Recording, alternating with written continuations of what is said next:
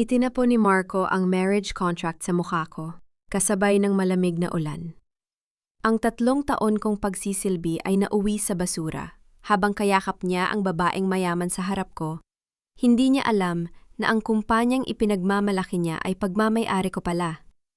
Akala nila ay tapos na ako. Pero dito palang nagsisimula ang pagbango ng tunay na reyna. Handa na ba silang mawala ang lahat? Tapusin na natin ang kahibangang ito, Danny. Pirirmahan mo ang annulment papers na yan o ako mismo ang magpapaalis sa'yo sa pamamagitan ng dahas. You're just a heavy burden I've carried for 3 long years and frankly, I'm done playing house with a beggar like you. Malamig at matalim ang boses ni Marco, tila isang patalim na dumaan sa gitna ng katahimikan ng gabi. Ang mga salitang binitawan niya ay walang bakas ng pag-aalinlangan. Bawat kataga ay puno ng pagkasuklam. Sa mga sandaling iyon, nakatayo si Danny sa gitna ng kanilang maliit na kusina. Ang kanyang mga kamay ay naninginig habang hawak ang isang pinggan ng mainit pang adobo, ang paboritong putahe ni Marco na maingat niyang niluto sa loob ng 3 oras.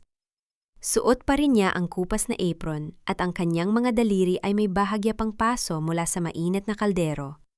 Lahat ng sakit na yon ay tiniis niya para lamang maipagdiwang ang kanilang 3 anibersaryo. Dahan-dahang lumuwag ang kapit ni Danny sa pinggan.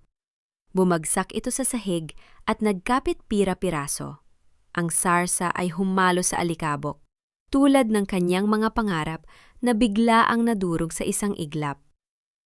Hindi siya nakaramdam ng gulat sa ingay ng pagkabasag, dahil ang mas malakas na ingay ay ang pagkadurog ng sarili niyang puso sa loob ng kanyang dibdib.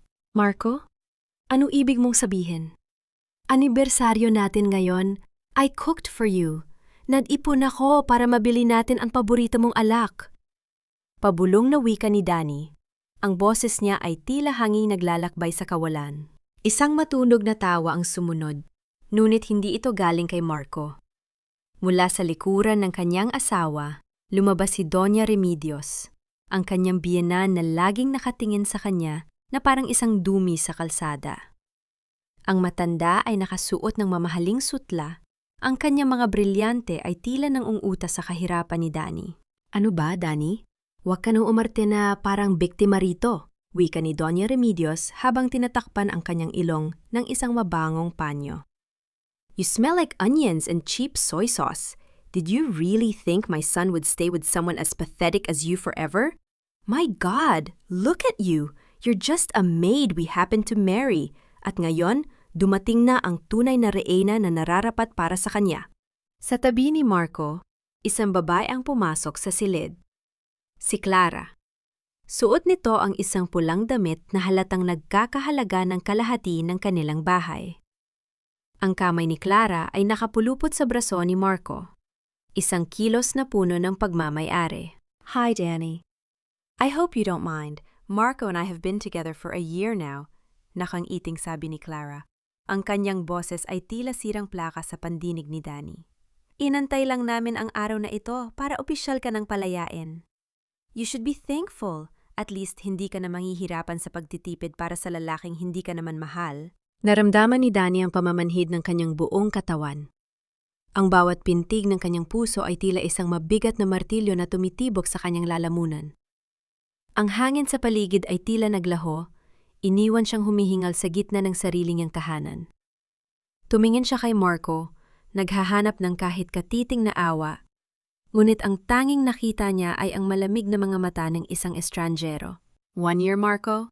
Sa loob ng 1 taon, hinahayaan mo ako magtrabaho ng doble para lang may pambayad tayo sa utang ng kumpanya mo?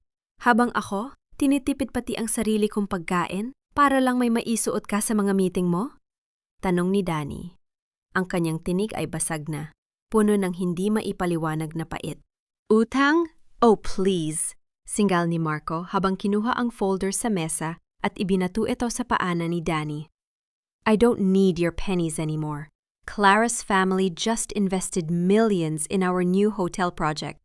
Ikaw? Ano ang maibibigay mo sa akin? Emotional support? Poverty? Burned adobo? Sign those papers and leave this house tonight. Now! Hindi makagalaw si Danny. Ang lamig ng gabi ay nagsisimulang pumasok sa loob ng bahay. Ngunit mas matindi ang lamig na nananalaytay sa kanyang mga ugat.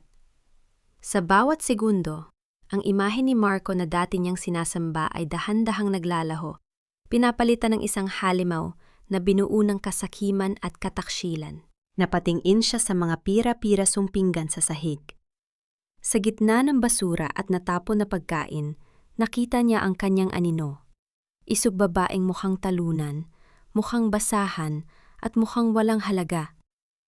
Ngunit sa likod ng mga matang puno ng luha, may isang mitsa ng galit na nagsimulang mag-alab. "Tonight? Itatapon mo ako sa lansangan sa gitna ng ulan?" Pabulong na tanong ni Danny. "Kahit sa kanal ka pa matulog, wala na akong pakialam." Sagot ni Marco habang tumatalikod upang hagkan ang balikat ni Clara. "Doon ka naman galing, hindi ba? Sa putikan."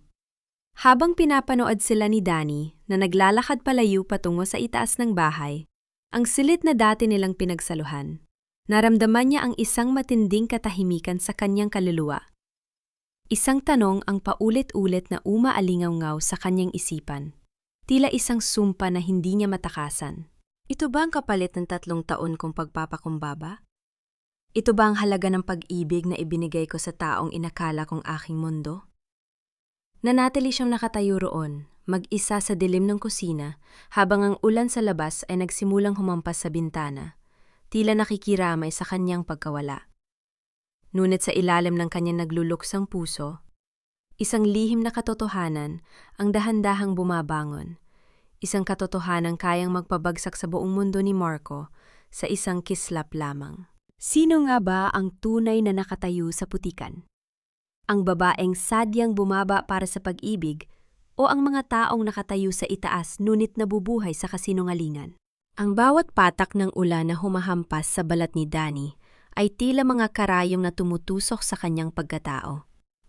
Nakatayo siya sa labas ng gate ng mansyon. Bit-bit ang isang maliit na bag na naglalaman ng iilang piraso ng lumang damit. Basang-basa ang kanyang manipis na blusa at ang lamig ay dahan-dahang gumagapang patungo sa kanyang mga buto. Ngunit wala itong panama sa kalyo ng kanyang puso. Sa gitna ng kadiliman, hinawakan niya ang isang maliit na kwintas na nakatago sa ilalim ng kanyang damit, isang locket na ginto na may tatak ng pamilya Benitez. Tila bumalik ang kanyang gunita sa isang marang yang silid 3 taon na ang nakalilipas. Doon, nakita niya ang kanyang lolo Benitez, ang pinakamakapangyarihang tao sa mundo ng negosyo na nakahiga sa kanyang huling hantungan. "Danny, apo." Mahinang wika ng matanda habang hinahawakan ang kanyang kamay. Ang kayamanan ay madaling makuha, pero ang tapat na puso ay bihirang matagpuan. Iwanan mo ang pangalan natin sa loob ng 3 taon. Magpakasal ka kay Marco kung yan ang tinitibok ng puso mo. Pero huwag mo sasabihin kung sino ka. Patunayan mo kung ang pag-ibig niya ay higit pa sa ginto. Isang mapait na niiti ang sumilay sa mga labi ni Danny habang inaalala ang pangakong iyon. "Lolo, natapos ko na ang 3 taon. At tama ka. Ang pag-ibig niya ay isang malaking kasinungalingan." Pabulong niyang sabi sa hangin. Naalala niya kung paano siya trinato ng kanyang biyena na si Doña Remedios mula pa noong unang araw ng kanilang pagsasama. Para kay Remedios, si Danny ay isang malaking utang na loob dahil pinulot siya ni Marco mula sa hirap. Bawat pagkakamali, bawat basag na baso ay katumbas ng mga masasakit na salitang tila lason sa kanyang pandinig. "Danny, bakit hindi pa nalalaban ang mga kurtina? Akala mo ba ay reyna ka rito? Magpasalamat ka at pinapakain ka namin." Iyan ang laging sigaw ng matanda na tila isang sirang plaka sa loob ng 3 taon. Isang gabi, ilang buwan bago ang kasalukuyang trahedya, habang naglalabas si Danny ng mga coat ni Marco, may naramdaman siyang matigas na bagay sa loob ng bulsa nito. Isang hikaw na ginto na may hugis ng rosas. Hindi yon sa kanya. Alam niyang hindi yon mura at lalong hindi yon kay Doña Remedios. Sa sandaling iyon, ang hinala na dati ay isang maliit na buto lamang ay nagsimulang tumubo at maging isang malaking puno ng pagdududa. Nang gabi ring yun, pilit niyang hinarap si Marco sa kanilang silid. "Marco, nahanap ko ito sa bulsa mo. Kanino ito?" Tanong ni Danny habang nanginginig ang mga kamay. Imbes na magpaliwanag, isang malamig na tingin lamang ang ibinigay ni Marco sa kanya. It's a gift for my client's wife, Danny. Wag mo nga akong pakialaman. You wouldn't understand the corporate world anyway. Just stick to cleaning the house and being a good wife, okay? God, you're so suffocating. Ang bawat alaala ng kanyang pagtitiis ay tila mga latay sa kanyang likuran. Tiniis niya ang lahat dahil sa utang na loob na itinanim sa kanyang isipan. Tiniis niya dahil naniwala siya na ang pag-ibig ay isang sakripisyo. Ngunit ang sakripisyo niya ay ginawang tuntungan ng mga taong walang ibang alam kundi ang manapak ng kapwa. Sa ilalim ng ulan, dahan-dahang kinuha ni Danny ang kanyang telepo o mula sa bulsa. Ito ang teleponong matagal na niyang hindi ginagamit. Ang tanging koneksyon niya sa kanyang tunay na mundo. Pinindot niya ang isang numero na kabisadong-kabisado ng kanyang isip. Ati Santos, wika ni Danny. Ang boses niya ay wala ng bakas ng takot. Ang 3 taon ay tapos na. Sundiin mo ako sa tapat ng mansyon ng mga Aguilar at ihanda mo ang lahat ng papeles. Panahon na para bawiin ko ang lahat ng ibinigay ko sa kanila. Eksaktong pagtapos ng kanyang tawag, bumukas ang malaking gate ng mansyon. Lumabas si Doña Remedios na may hawak na payong kasunod ang 2 katulong. Tumingin ang matanda kay Danny na tila nakakita ng isang basura na nakakalat sa harap ng kanyang bahay. Hindi ka pa rin ba umaalis, hampas lupa? O baka naman naghihintay ka ng limos? Heto, kunin mo ito at wag ka na magpapakita rito. Wika ni Remedios habang itinatapon ng ilang piraso ng bariya sa putikan sa paanan ni Danny. Tiningnan ni Danny ang mga bariya. Pagkatapos ay dahan-dahang itinaas ang kanyang tingin sa biyenan. Ang mga bariyang ito, Doña Remedios, itago niyo yan. Dahil bukas, baka yan na lang matira sa inyo. Nagulat ang matanda sa tapang na ipinakita ni Danny. Ang kanyang mukha ay namula sa galit at ang kanyang mga mata ay nanlisik. Anong sabi mo? Napakawalang galang mo! Isang mabilis na galaw ang sumunod. Hindi nagawang umiwas ni Danny nang maramdaman niyang isang malakas na hampas na lumapat sa kanyang pisingi. Ang tunog ng pagtama ng palad sa balat ay umalingaw sa gitna ng katahimikan ng gabi, kasabay ng pagsabog ng hapdi sa kanyang mukha. Napalingon ang ulo ni Danny sa lakas ng sampal at naramdaman niya ang lasa ng dugo sa loob ng kanyang labi. Matapang ka na ngayon dahil wala nang anak ko na magtatanggol sa'yo. Layas! Bago ko pa ipakulong ang isang magnanakaw na tulad mo, sigaw ni Remedios. Nanatiling nakayuko si Danny. Hinahayaan ng ulan na hugasan ang dugo sa kanyang bibig. Ngunit sa likod ng kanyang basa at magulong buhok, isang malamig na ngiti ang sumilay sa kanyang mga labi. Ang sampal na yon ang huling pagkakamaling gagawin ng pamilya Aguilar. Akala ko ba ay matalino ka, Danny? Pero bakit hanggang ngayon nakatayo ka pa rin dyan sa dilim na parang basang sisiw? You look so pathetic. It's actually painful to watch.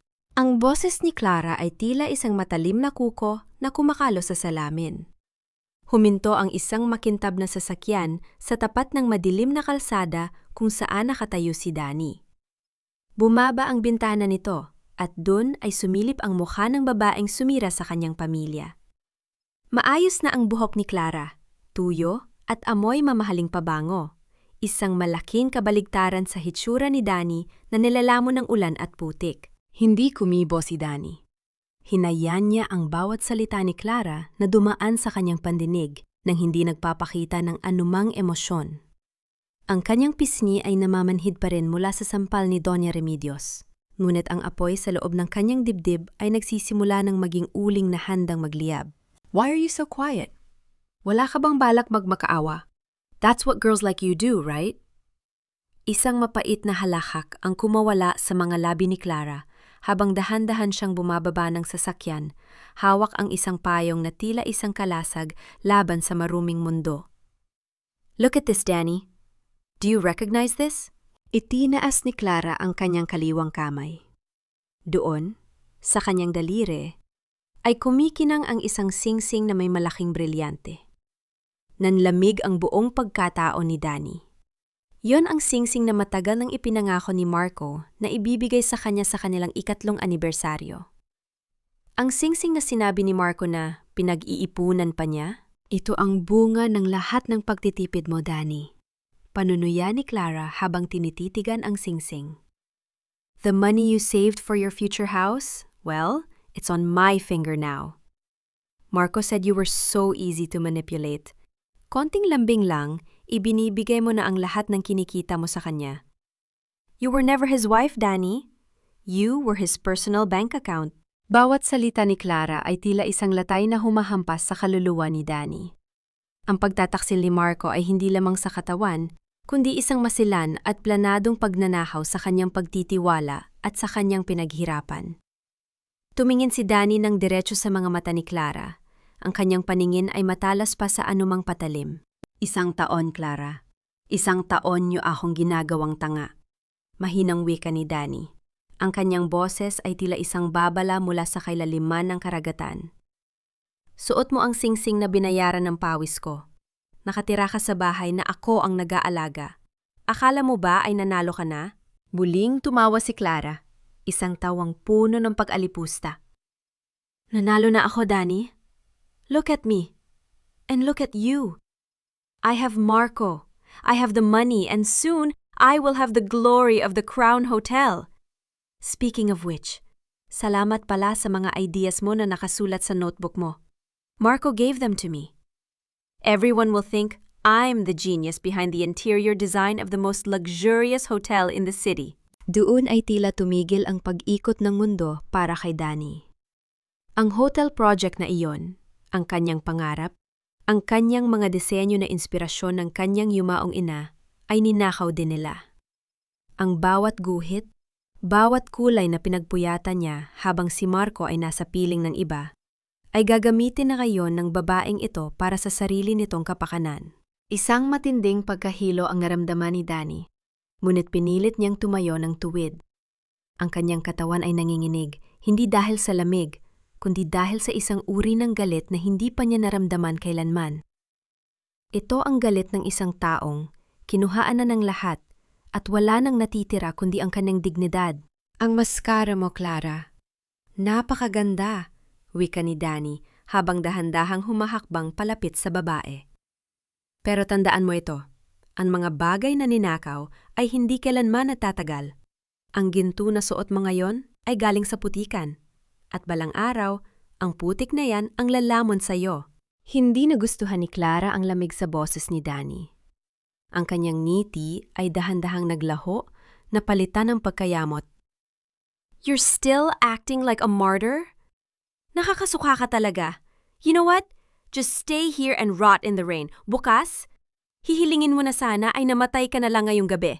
Padabog na pumasok si Clara sa kanyang sasakyan at pinaharurot ito paalis. Iniwan ang isang malakas na talsik ng maruming tubig na tumama sa buong katawan ni Danny. Muling binalot ng katahimikan at dilim ang kalsada, maliban sa tunog ng malakas na ulan at ang mabigat na paghinga ni Danny.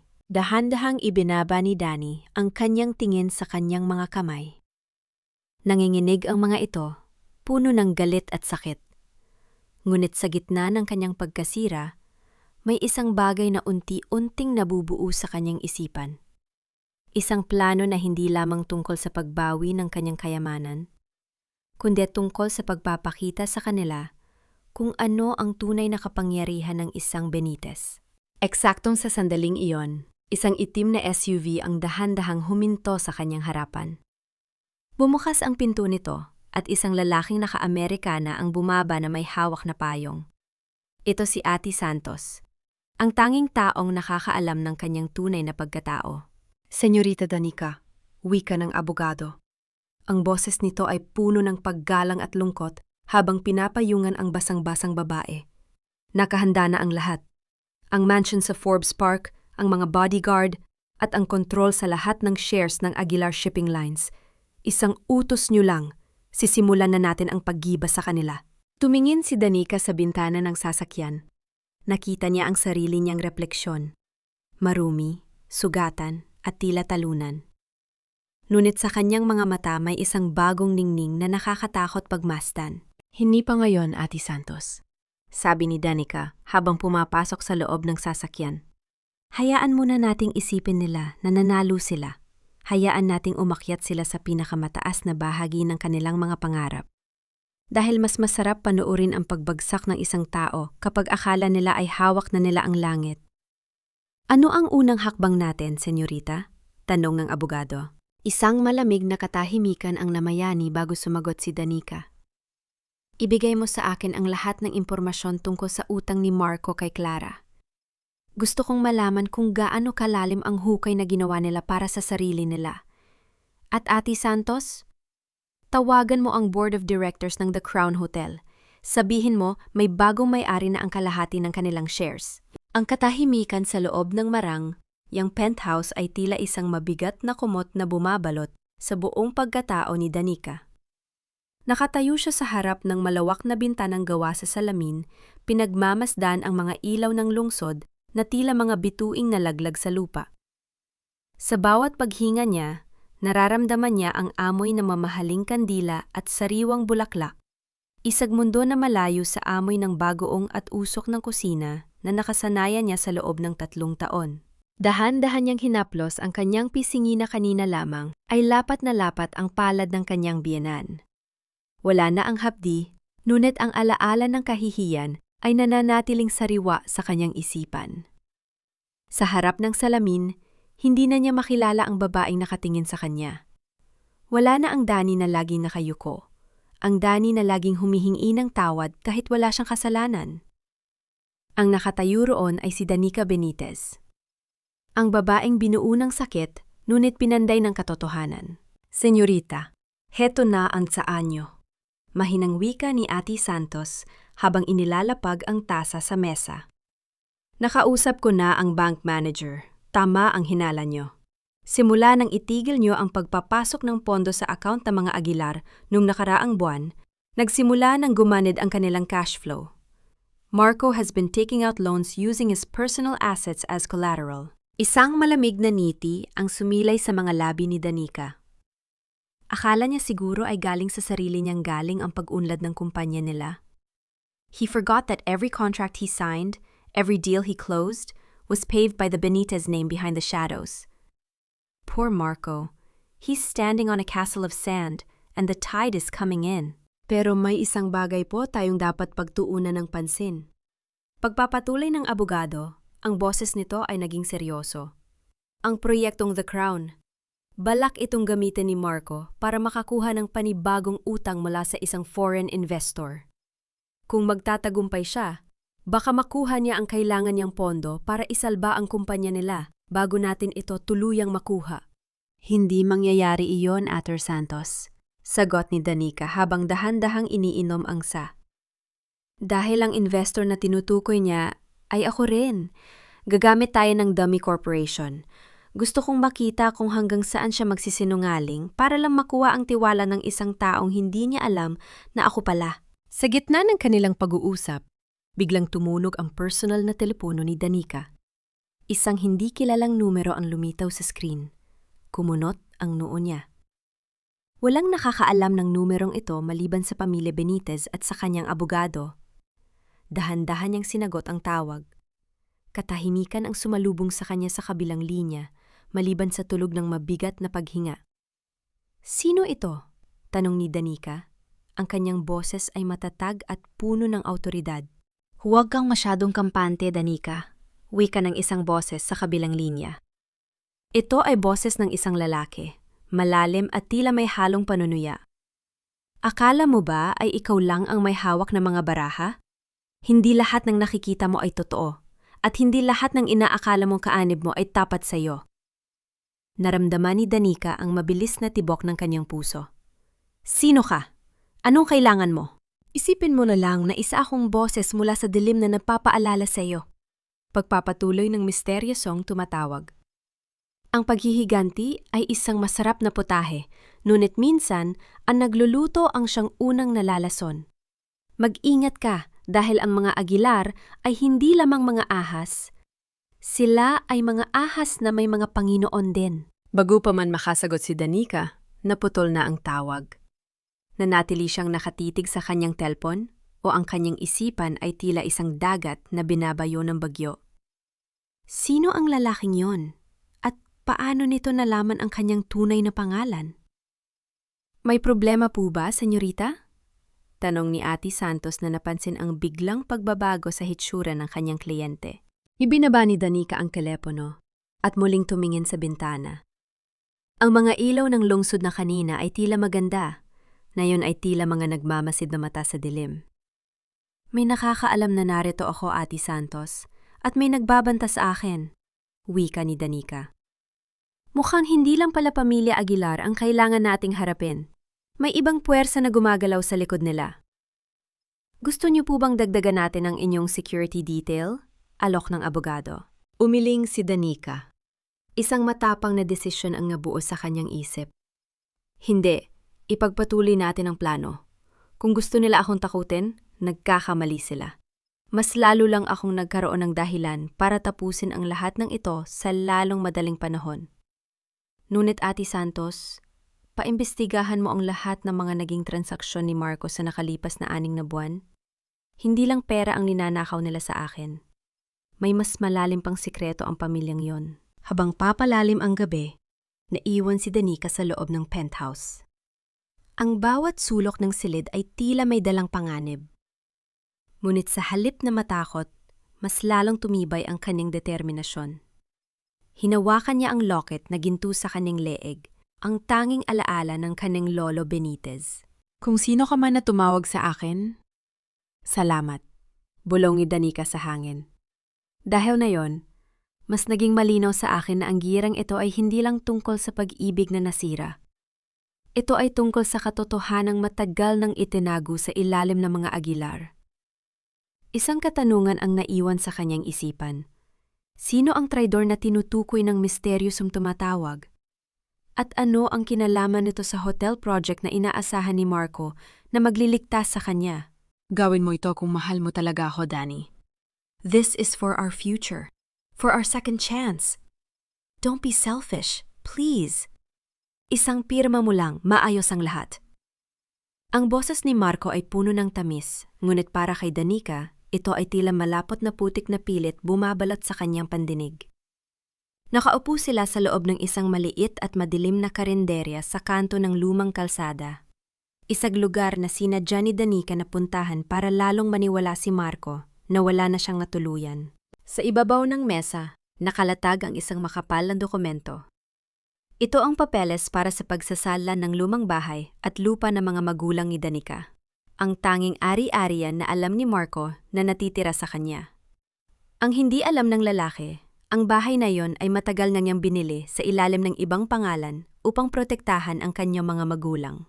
Tiningnan ni Danica ang dokumento, pagkatapos ay itinaas ang kanyang paningin kay Marco. Ang lalaki ay mukhang balisa. May mga itim na bilog sa ilalim ng kanyang mga mata at ang kanyang mamahaling polo ay bahagyang gusot. Halatang hindi siya nakatulog dahil sa gipit na sitwasyon ng kanilang kumpanya. Marco, ito na lang ang alaala ng mga magulang ko. Pabulong na wika ni Danica. Ang kanyang boses ay nanginginig sa kunwaring takot. Saan na ako pupunta kapag kinuha ito ng bangko? Kinalimutan mo na ba? Pinalayas niyo ako sa mansyon niyo sa gitna ng ulan. Dahan-dahang hinawakan ni Marco ang kamay ni Danica. Ang init ng kanyang palad ay tila isang babala para kay Danica. Ngunit pinilit niyang huwag bawiin ang kanyang kamay. I'm sorry about that, Danny. You know my mom, she's just stressed. After you sign this, I'll talk to her. I'll make sure you can come back home. We can start over, I promise. Pagsisinungaling ni Marco, ang kanyang mga mata ay nagpapakita ng peking pagsisisi. Kailangan lang talaga ng kumpanya ng karagdagang puhunan para sa The Crown. Kapag nag-open na yon, hinding-hindi na tayo maghihirap. We can buy a much bigger house for your parents. Sa loob ng kanyang isipan, gustong sumigaw ni Danica sa galit. Start over? Matapos siyang ipagpalit sa harap ng kanyang mukha? Matapos siyang saktan at hiyain? Napakakapal ng mukha ng lalaking ito upang gamitin pa ang salitang mahal para lamang sa pera. Is this really for our future, Marco? O para sa inyo ni Clara? Tanong ni Danica, tinititigan ang reaksyon ni Marco. Bahagyan natigilan si Marco, ngunit mabilis din siya nakabawi. Clara is nothing, Danny. Business partner ko lang siya. I only said those things last night because I was angry. Please, maniwala ka sa akin. You're my wife. You're the only one I trust. Isang master architect ng kasinungalingan sa loob-loob ni Danica. Dahan-dahan niyang kinuha ang panulat. Ang bawat paggalaw ng kanyang kamay ay tila isang dula-dulaan na pinapanood ng mga anghel at demonyo. Pinagmasdan ni Marco ang bawat kilos niya na parang isang gutom na boya na naghihintay ng kanyang biktima. Ngunit bago pa man dumikit ang dulo ng panulat sa papel, muling nagsalita si Danica. Sige, pipirma ako.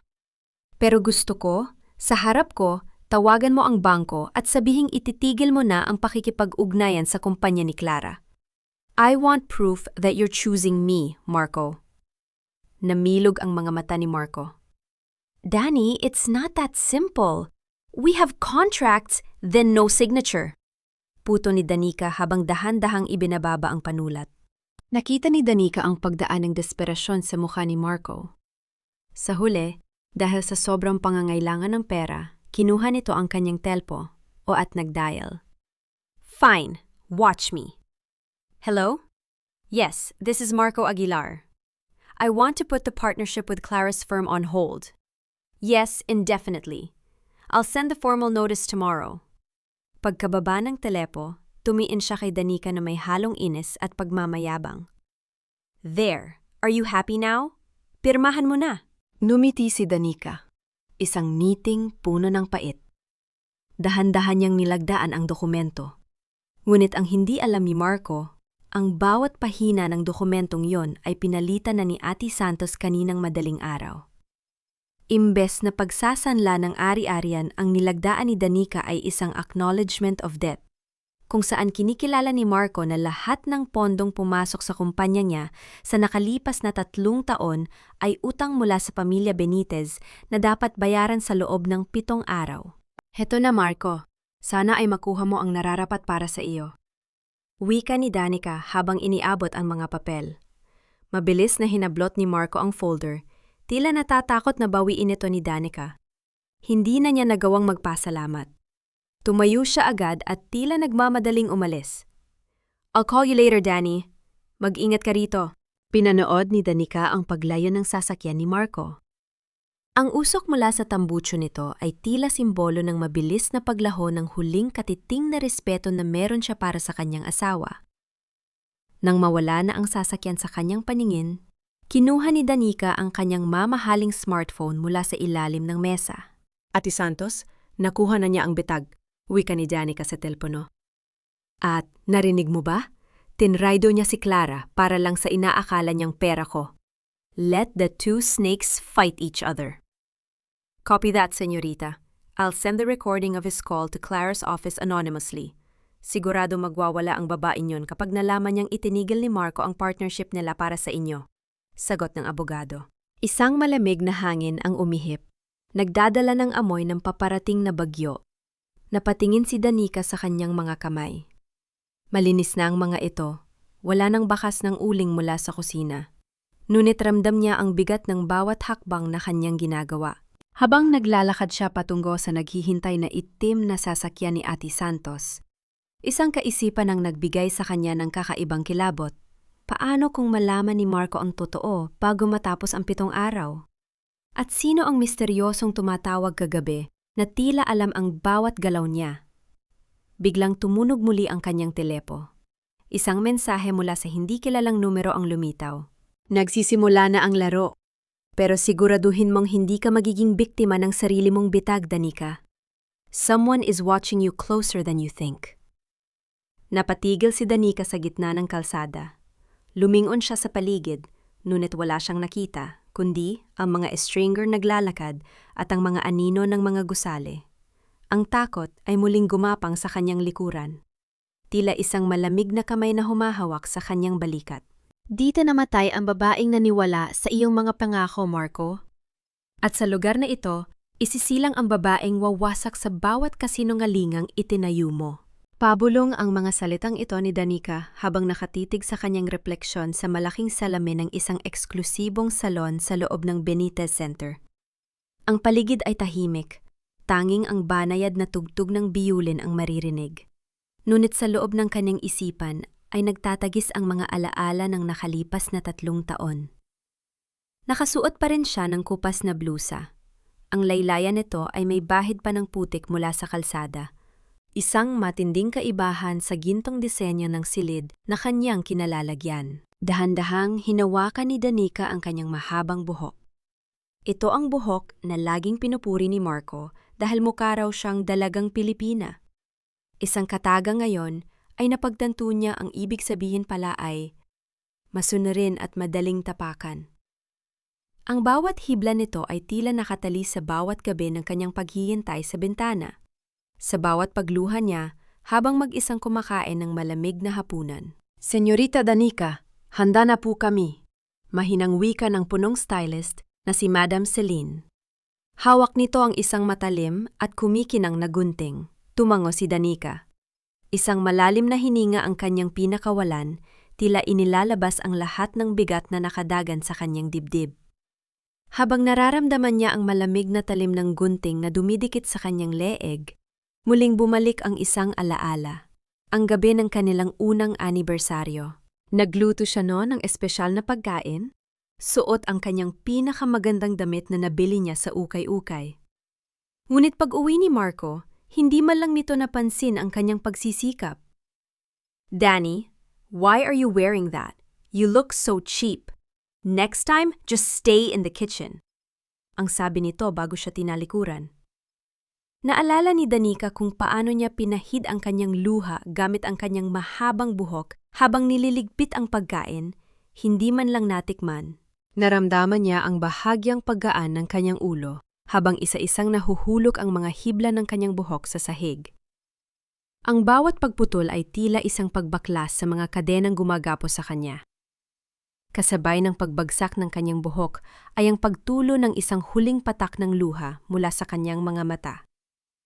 Hindi ito luha ng pait, kundi luha ng pamamaalam sa babaeng, minsan ay naging martir para sa maling tao. "Ayoko nang makakita ng kahit anong bakas ng kahapon, Celine." Wika ni Danica. Ang boses niya ay wala ng panginginig. "Gawin mo akong isang reyna na hindi na muling yuyuko sa sinuman." Lumipas ang ilang oras. Nang muling tumingin si Danica sa salamin, isang bagong pagkatao ang sumalubong sa kanya. Ang kanyang buhok ay maikli na ngayon. Matalim ang pagkakakat na bumabagay sa kanyang matapang na panga. Ang kanyang mga mata, na dati ay puno ng lungkot, ngayon ay nagneningning sa determinasyon. Nakasuot na siya ng isang itim na silk suit na nagpapakita ng kanyang tunay na katayuan. Biglang nag-vibrate ang kanyang telepon sa ibabaw ng mesa. Isang tawag mula kay Marco. Isang mapait na ngiti ang sumilay sa mga labi ni Danica bago niya ito sinagot. "Hello, Danny!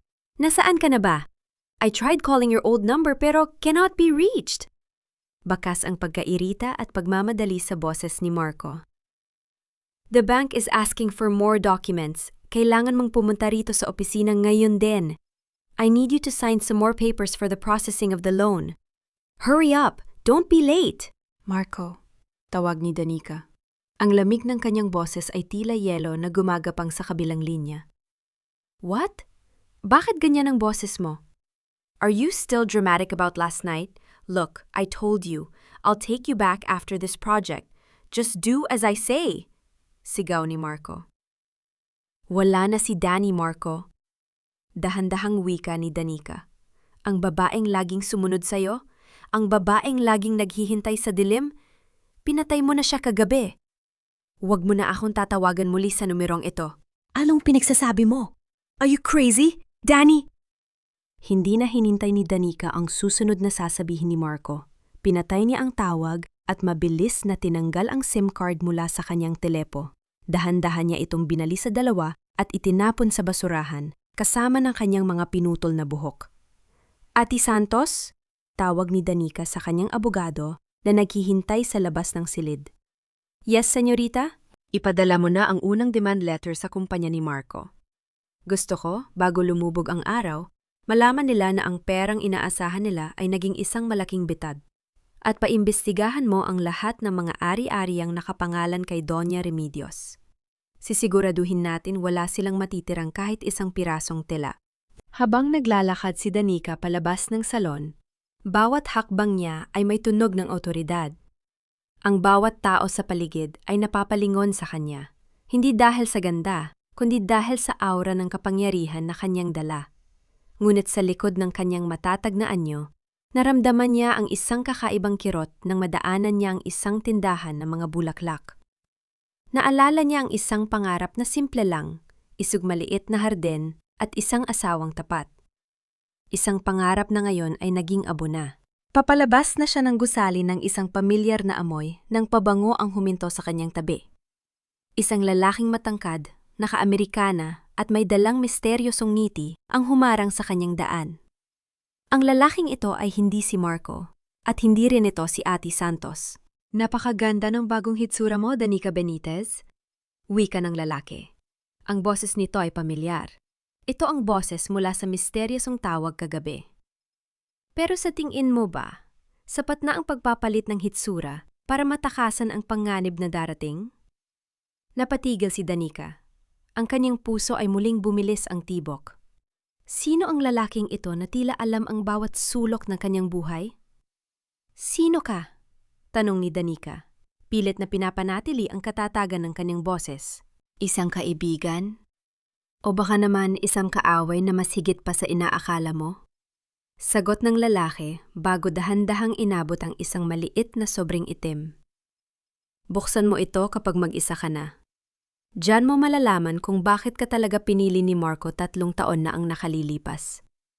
Hindi lang ikaw ang may sikreto, Danica. Bago pa man makasagot si Danica, ang lalaki ay naglaho na sa gitna ng maraming tao sa lobby. Nanatili si Danica na nakatayo, hawak ang misteryosong sobre na tila ba may dalang apoy na handang sumunog sa kanyang bagong simulang buhay? Danny, anong ginagawa mo rito? Hindi ba't pinalayas ka na ni Marco? Look, wala kaming time para sa mga drama ng mga sawi. Security, pakilabas ang babaeng ito bago pa makatawag ng atensyon sa Board of Directors. Ang boses ni Mr. Tan, ang head of security na dati, ay madalas utusan ni Marco na bantayan si Danica, ay puno ng pagmamataas. Nakatayo siya sa lobby ng Benitez Center, nakapamewang habang tinitingnan si Danica mula ulo hanggang paa. Hindi niya agad nakilala ang babaeng nasa harap niya, dahil sa bagong gupit na buhok at sa itim na suit na tila sadyang ginawa para sa isang emperatris. Sa mga sandaling iyon, hawak ni Danica ang isang tasa ng kape na binili niya sa tapat. Isang mabilis na alaala ang dumaan sa kanyang isipan. Ang mga araw na pumupunta siya rito bitbit ang bauna ni Marco, naghihintay ng ilang oras sa lobby dahil hindi siya pinapapasok sa opisina nito. Naalala niya kung paano siya tawanan ng mga staff. Tinatawag siyang ang asawang katulong. Isang manipis na ngiti ang sumilay sa mga labi ni Danica. Dahan-dahan niyang ibinaba ang kanyang kape sa lamesa ng receptionist. Isang kilos na puno ng pino at kontroladong galit. Mr. Tan, 3 taon mo akong tiningnan ng ganyan. Mahinang wika ni Danica. Ang kanyang boses ay tila isang malamig na hanging umiihip sa buong lobby. 3 taon mong tiniyak na hindi ako makakaayat sa itaas. Pero ngayon, gusto kong malaman, handa ka na bang mawala ng trabaho bago magtanghalian? Ano? Nagpapatawa ka ba? Tumawa ng malakas si Mr. Tan. Ngunit ang kanyang tawa ay biglang napatigil nang bumukas ang mga elevator at lumabas ang isang grupo ng mga lalaking naka-Amerikana sa pangunguna ni Ati Santos. Senyorita Danica, you're here! Mabilis na lumapit si Ati Santos at yumukod ng bahagya sa harap ni Danica. Nakahanda na ang boardroom. Kanina pa po kayo hinihintay ng mga directors. Tila tumigil ang paghinga ni Mr. Tan. Ang kanyang muka ay nawala ng kulay at ang kanyang mga kamay ay nagsimulang manginig sa kanyang tabi. Ang mga staff na kanina ay nagbubulungan ay biglang natahimik. Tila mga rebultong hindi makagalaw sa kanilang kinatatayon. Ati Santos, bago tayo umakyat, pakisabi sa HR na kailangan natin ng bagong head of security. Wika ni Danica habang naglalakad patungo sa elevator. Hindi man lang niya tinapunan ng tingin ang namumutlang si Mr. Tan. Gusto ko ng mga taong marunong tumingin sa pagkatao, hindi lang sa panlabas na anyo. Pagpasok sa boardroom, ang malakas na tunog ng pagbukas ng pinto ay naging hudyat ng pagtatapos ng katahimikan. Ang 12 directors ng Benitez Corp ay sabay-sabay na tumayo. Ang ilan sa kanila ay gulat na gulat.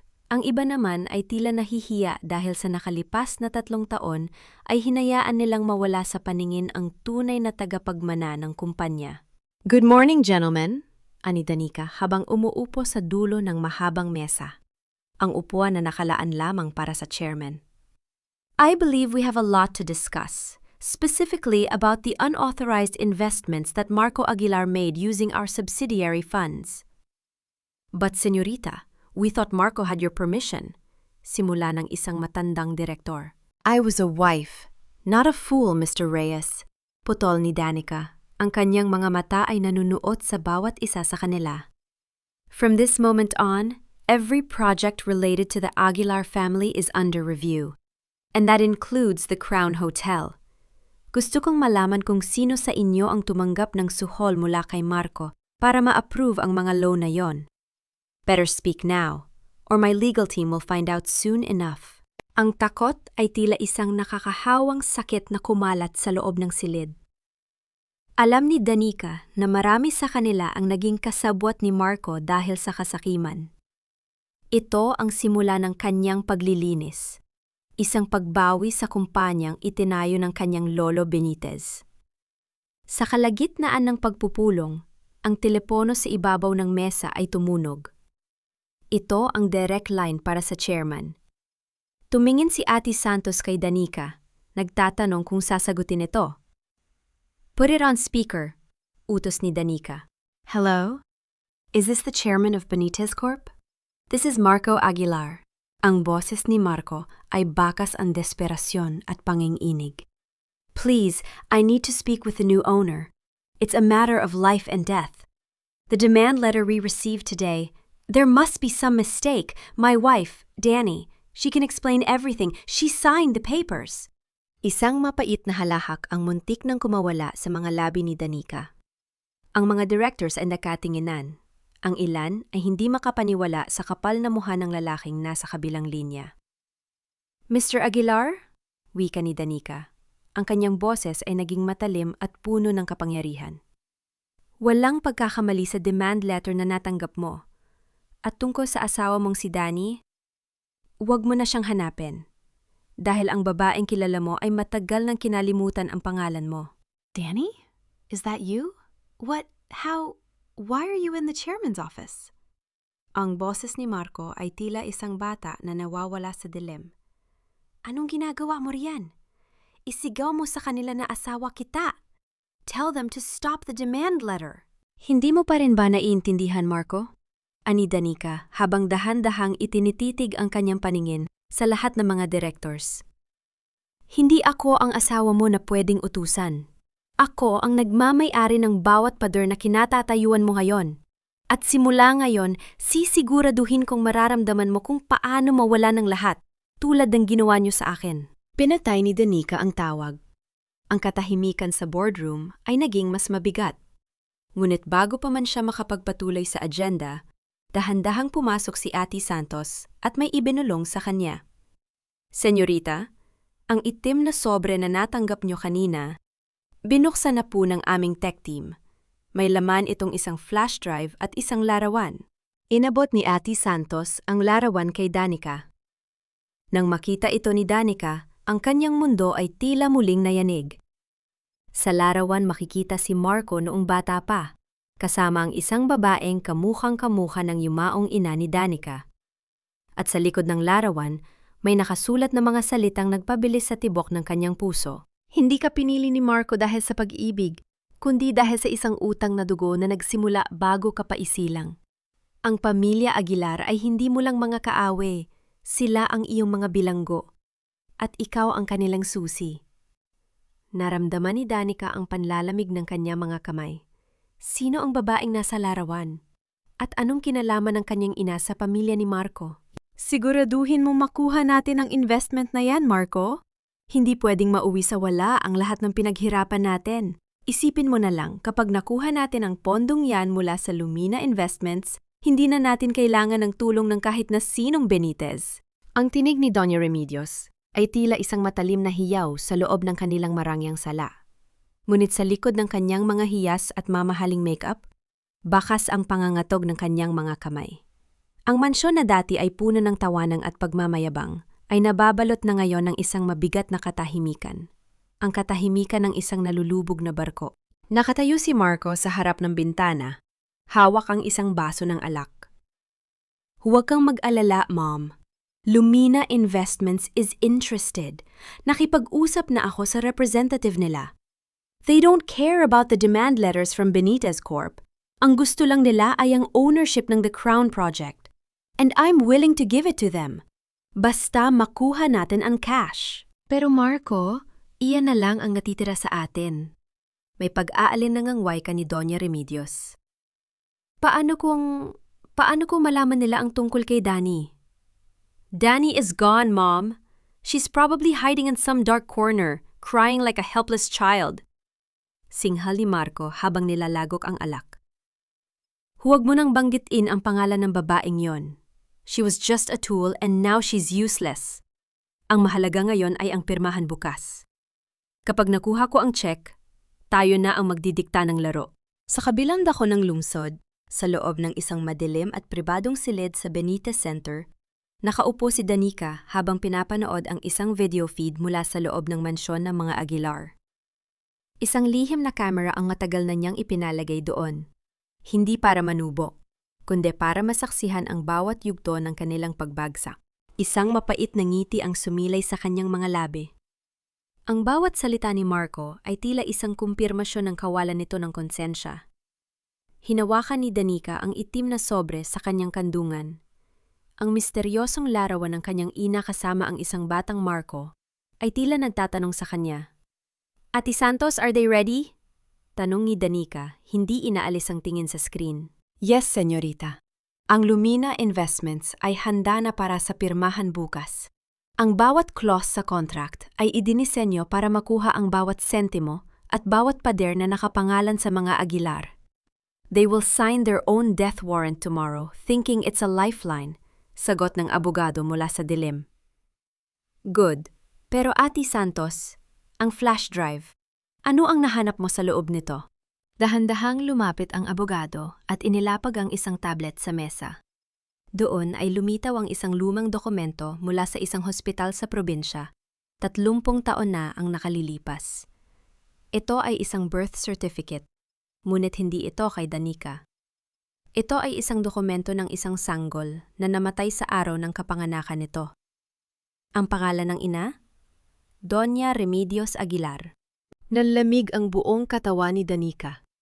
Ang kanyang hininga ay tila nagbara sa kanyang lalamunan. Ibig mong sabihin, ang tunay na anak ni Doña Remedios ay namatay? Opo, senyorita. At ayon sa mga records na nakuha namin mula sa flash drive si Marco. Si Marco ay hindi tunay na Aguilar. Siya ay kinuha mula sa isang ulila. Sa parehof araw na namatay ang tunay na anak ni Remedios. At ang nagdala sa kanya roon, ang nagbayad para sa lahat ng gastos sa ospital, ay ang inyong yumaong ina. Isang matinding pagkahilo ang naramdaman ni Danica. Ang bawat piraso ng puzzle ay nagsisimulang mabuo, ngunit ang bawat piraso ay tila may dalang lason. Kung ang kanyang ina ang nagbigay kay Marco sa mga Aguilar, bakit? At bakit ito naging lihim sa loob ng napakahabang panahon? Kaya ba ako pinili ni Marco? Hindi dahil mahal niya ako, kundi dahil alam ni Doña Remedios kung sino ako? Tanong ni Danica. Ang kanyang boses ay nanginginig sa pagitan ng galit at sakit. I was a replacement for a debt they couldn't pay? O baka naman, I was their insurance policy? Mukhang ganun na nga po, senyorita. Ginamit nila ang inyong kabutihan para pagtakpan ng isang krimen ng nakaraan, sagot ni Ate Santos. Tumayo si Danica. Ang kanyang mga mata ay nag-aapoy sa isang uri ng galit na hindi pa niya naramdaman kailanman. Ang sakit ng pagtataksil ni Marco ay nadagdagan ng isang mas malalim na sugat. Ang katotohanang ang buong buhay niya, pati na ang kanyang kasal, ay isang malaking manipulasyon mula sa simula. Bukas, sa oras ng pirmahan, Hindi lang pera ang kukunin ko sa kanila. Wika ni Danica habang hinahawakan ng mahigpit ang kanyang locket. Gusto kong makita ang mukha ni Doña Remedios kapag nalaman niyang ang lihim na iniingatan niya ay hawak ko na. I want them to feel the terror of someone who has nothing left to lose. Kinabukasan, sa isang pribadong function room sa isang 5 bituin na hotel, dumating si Marco at Doña Remedios na puno ng pag-asa. Suot ni Remedios ang kanyang pinakamahal na terno. Pilit na itinatago ang takot sa likod ng kanyang ngiti. Nasaan na ang representative ng Lumina Investments? Tanong ni Marco sa receptionist. Nasa loob na po siya, Mr. Aguilar. Hinihintay na kayo. Sagot ng babae na may kakaibang ngiti. Dahan-dahang binuksan ni Marco ang pinto. Ang silid ay nababalot ng bango ng mga sariwang liryo, ang paboritong bulaklak ng ina ni Danica. Sa dulo ng mahabang mesa, nakaupo ang isang babae na nakatalikod sa kanila. Pinagmamasdan ang tanawin sa labas. "Good morning! We are ready to sign!" Masayang bati ni Marco. Dahan-dahang humarap ang babae. Ang tunog ng kanyang mga mamahaling sapatos sa sahig ay tila isang martilyo na tumitibok sa pandinig ni Marco at Remedios. Nang makita nila ang mukha ng babae, ang folder na hawak ni Marco ay bumagsak sa sahig, nagkalat ang mga papeles na tila mga tuyong dahon. Danny? Nauutal na wika ni Marco. Hindi, Marco. Ang pangalan ko ay Danica Benitez. Wika ni Danica habang dahan-dahang tumatayo. At ako ang may-ari ng Lumina Investments. Handa na ba kayong pirmahan ang inyong katapusan? Ngunit bago pa man makasagot si Marco, si Doña Remedios ay biglang napahawak sa kanyang dibdib. Ang kanyang mga mata ay nanlilisik sa takot habang nakatingin sa larawang inilapag ni Danica sa mesa. Ang larawan ng ospital 30 taon na ang nakalilipas. Paano mo nakuha yan? Pabulong na tanong ni Remedios. Ang kanyang boses ay tila isang huling hininga. Isang matunog na tawa ang kumawala kay Danica. Isang tawang walang halong saya, kundi puro pait. Ito ba ang kinatatakutan nyo? Ang katotohanang ang kaisa-isang bagay na ipinagmamalaki nyo ay isang malaking kasinungalingan? Biglang bumukas ang pinto sa likuran ni Danica at isang pamilyar na boses ang sumalubong sa kanila. Ang laro ay hindi pa tapos, Danica, dahil ang katotohanan yan ay simula pa lang ng iyong kalbaryo. Ang misteryosong lalaki sa labi ay pumasok sa silid at sa pagkakataong ito, hindi siya nag-iisa. Tila tumigil ang pag-ikot ng mundo sa loob ng silid na yon. Ang bango ng mga liryo ay naging tila amoy ng isang lamay. Nakatayo si Danica.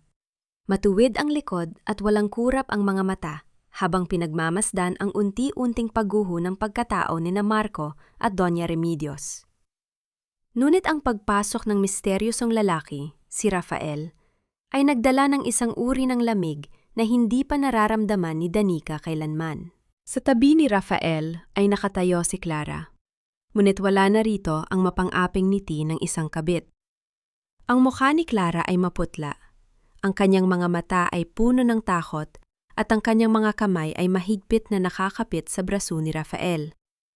Tila isa na lamang siyang anino ng babaeng sumira sa buhay ni Danica. "Rafael, anong ginagawa mo rito?" Nauutal na tanong ni Marco. Ang baso ng alak na hawak niya kanina ay tuluyan ng nabitawan. Naglikha ng basang mansa sa mamahaling alpombra. "And Clara? Bakit ka kasama ng lalaking ito?" Hindi sumagot si Rafael. Sa halip, lumakad siya patungo sa gitna ng silid. Ang bawat hakbang ay may tunog ng panganib. Tumingin siya kay Danica. Isang tingin na tila binabasa ang bawat hibla ng kanyang kaluluwa. "Masyado kang nagmadali, Danica," mahinang wika ni Rafael. "Inakala mo na ang pagkuha sa kumpanya nila ang katapusan ng lahat. Pero hindi mo ba naisip kung bakit hinayaan ng mga Aguilar na pumasok ka sa buhay nila? Hindi lang dahil sa pera ng mga Benitez. Hinayaan ka nilang pumasok dahil ikaw ang kanilang buhay na ebidensya." "Anong ibig mo sabihin?" Tanong ni Danica, pinipilit na huwag ipakita ang panging-inig ng kanyang boses. Dahan-dahang binalingan ni Rafael si Doña Remedios na hanggang ngayon ay hindi pa rin makahinga ng maayos. Sabihin mo sa kanya, Remedios. Sabihin mo sa asawa ng anak-anakan mo kung bakit namatay ang tunay mong anak 30 taon na ang nakalilipas. At sabihin mo sa kanya kung sino ang tunay na may kasalanan. Huwag mong itulian, Rafael. Maawa ka. Hiyaw ni Remedios habang lumuluhod sa sahig. Ang kanyang mamahaling terno ay nadumihan na ng alikabok. Ang kanyang dignidad ay tuluyan ng naglaho. Mom! Ano ba ang nangyayari? Rafael, stop talking in riddles! Sigaw ni Marco, pilit na lumalapit kay Danica. Danica, listen to me. I didn't know anything about this. Pinilit lang ako ni Mom na pakasalan ka. Mahal kita, Danica. Maniwala ka sa akin. Lahat ng ginawa ko ay para protektahan ka. Isang malakas na sampal ang ibinigay ni Danica kay Marco bago pa man ito makalapit. Ang tunog ng pagtama ng kanyang palad sa pisingi ni Marco ay umalingaw-ngaw sa buong silid. Tila hudyat ng pagtatapos ng anumang ugnayan na meron sila. Huwag mong babanggitin ang salitang mahal sa harap ko, Marco. Nakakasuka. Wika ni Danica. Ang kanyang mga mata ay nag-aapoy sa galit. You cheated on me. You stole my designs. You treated me like a slave for 3 years. At ngayon, sasabihin mong mahal mo ako dahil lang nalaman mong ako ang may-ari ng lahat ng ito? Pero Danica, totoong sinasabi niya. Biglang sumingit si Clara. Ang boses nito ay nanginginig sa takot. Rafael is using all of us. Pinilit niya akong akitin si Marco para masira ang pagsasama niyo. He wanted you to be alone and broken so he could step in and take Benitez Corp. Napatigil si Danica. Tumingin siya kay Rafael na ngayon ay nakangiti na ng tipid. Ang laro ay mas malalim pa kaysa sa inakala niya. Ang bawat tao sa silid na ito ay tila isang ahas na naghihintay ng pagkakataong manuklaw. Clara is right about one thing, Danica, wika ni Rafael habang inilalabas ang isa pang dokumento mula sa kanyang bulsa. Gusto ko ang Benitez Corp, pero hindi ko ito kukunin sa pamamagitan ng pagnanakaw. Kukunin ko ito dahil ito ay sa akin mula pa nung una. Ang Lolo Benitez mo? Hindi siya ang tunay na nagtayo ng imperyong ito. Ninakaw niya ito sa pamilya ko, gamit ang isang lihim na kasunduan sa pamilya Aguilar. Inabot ni Rafael ang dokumento kay Danica. Ito ay isang lumang kasunduan, may pirma ng kanyang lolo at ng yumaong asawa ni Remedios. Ang tetsa?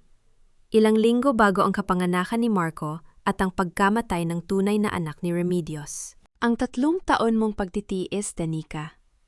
Iyon ay hindi lang pagsubok ng lolo mo. Iyon ay ang panahon na kailangan nila para burahin ang lahat ng bakas ng kanilang krimen, pagpapatuloy ni Rafael. And now, through Lumina Investments, you just handed me the key to everything. You didn't just trap the Aguilars, Danica. You trapped yourself. Naramdaman ni Danica ang pag-ikot ng paligid.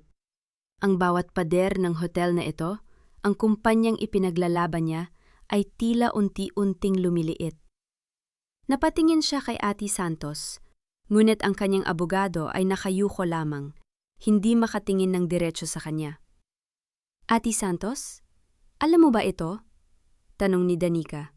Ang kanyang boses ay tila isang bulong na puno ng sakit. I'm sorry, senyorita. Mahinang sagot ng abogado. I had to protect the legacy of the Benitez family, even if it meant keeping the truth from you. Isang matinding pait ang lumutang sa puso ni Danica.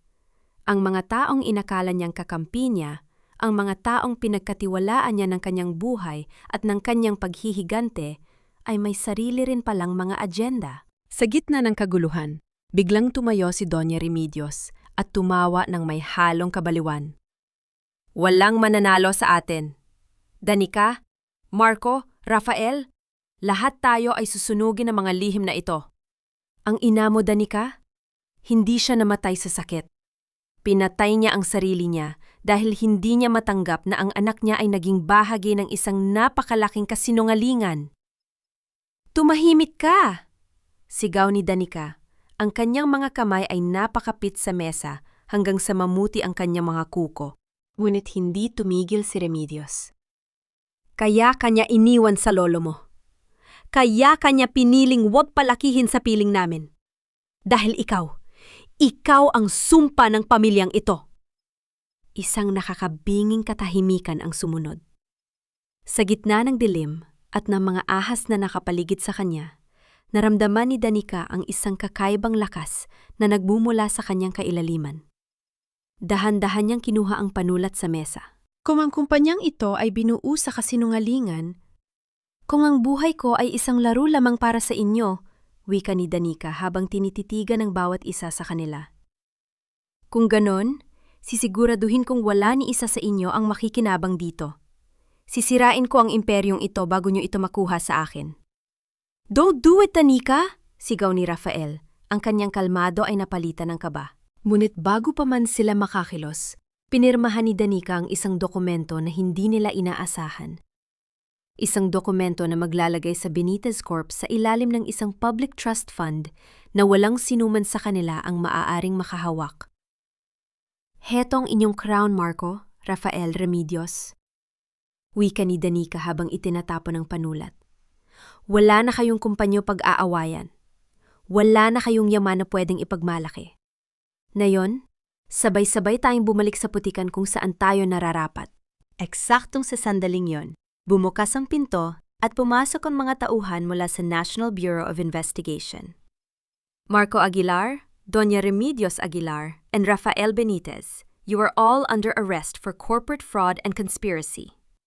Habang pinapanood ni Danica ang pagposas sa kanila, naramdaman niya ang isang huling patak ng luha na gumuon sa kanyang pisingi.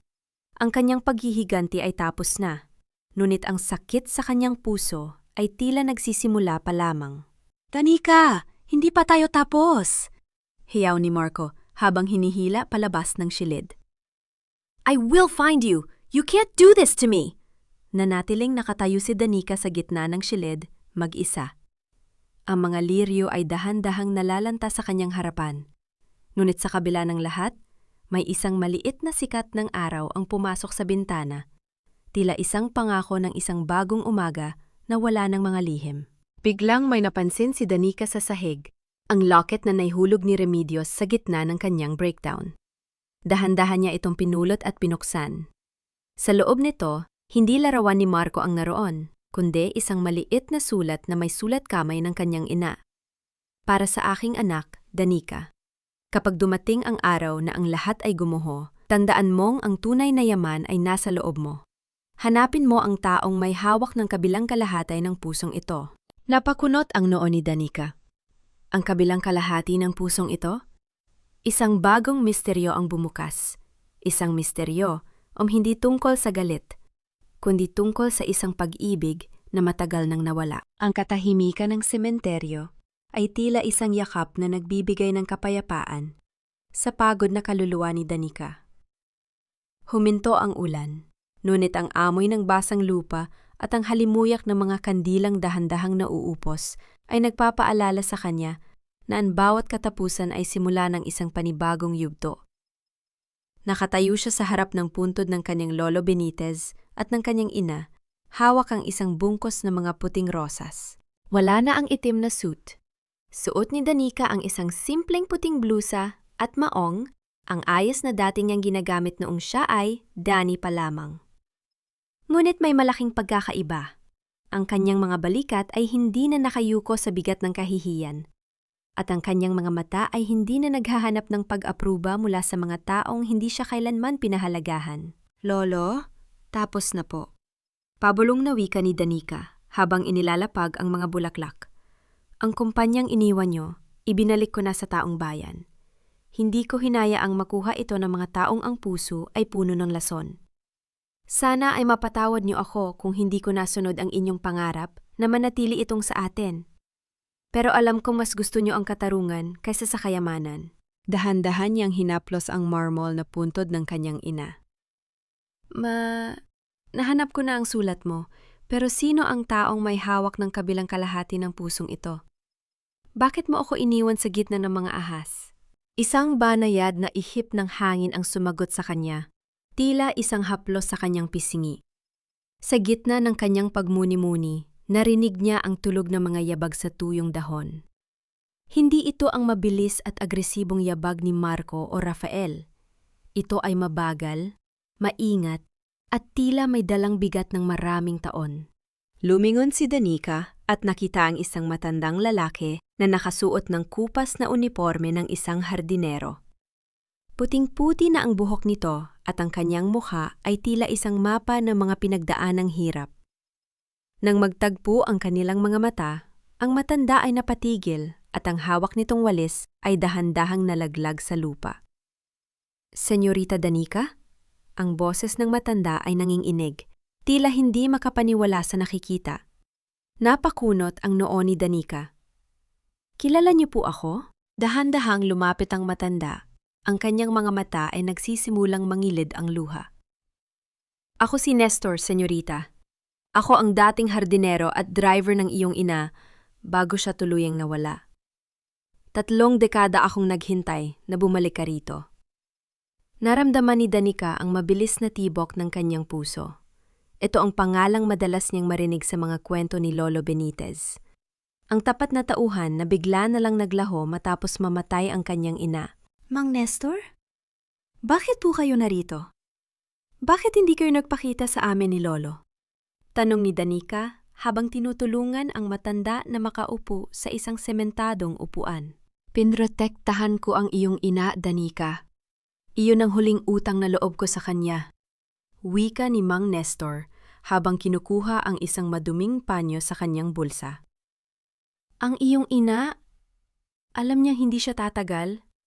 Alam niyang ang pamilya Aguilar at ang ilang tao sa loob ng Benitez Corp ay nagkakotsaba para makuha ang lahat. Ipinagkatiwala niya sa akin ang isang bagay na hindi dapat makuha ni Doña Remedios.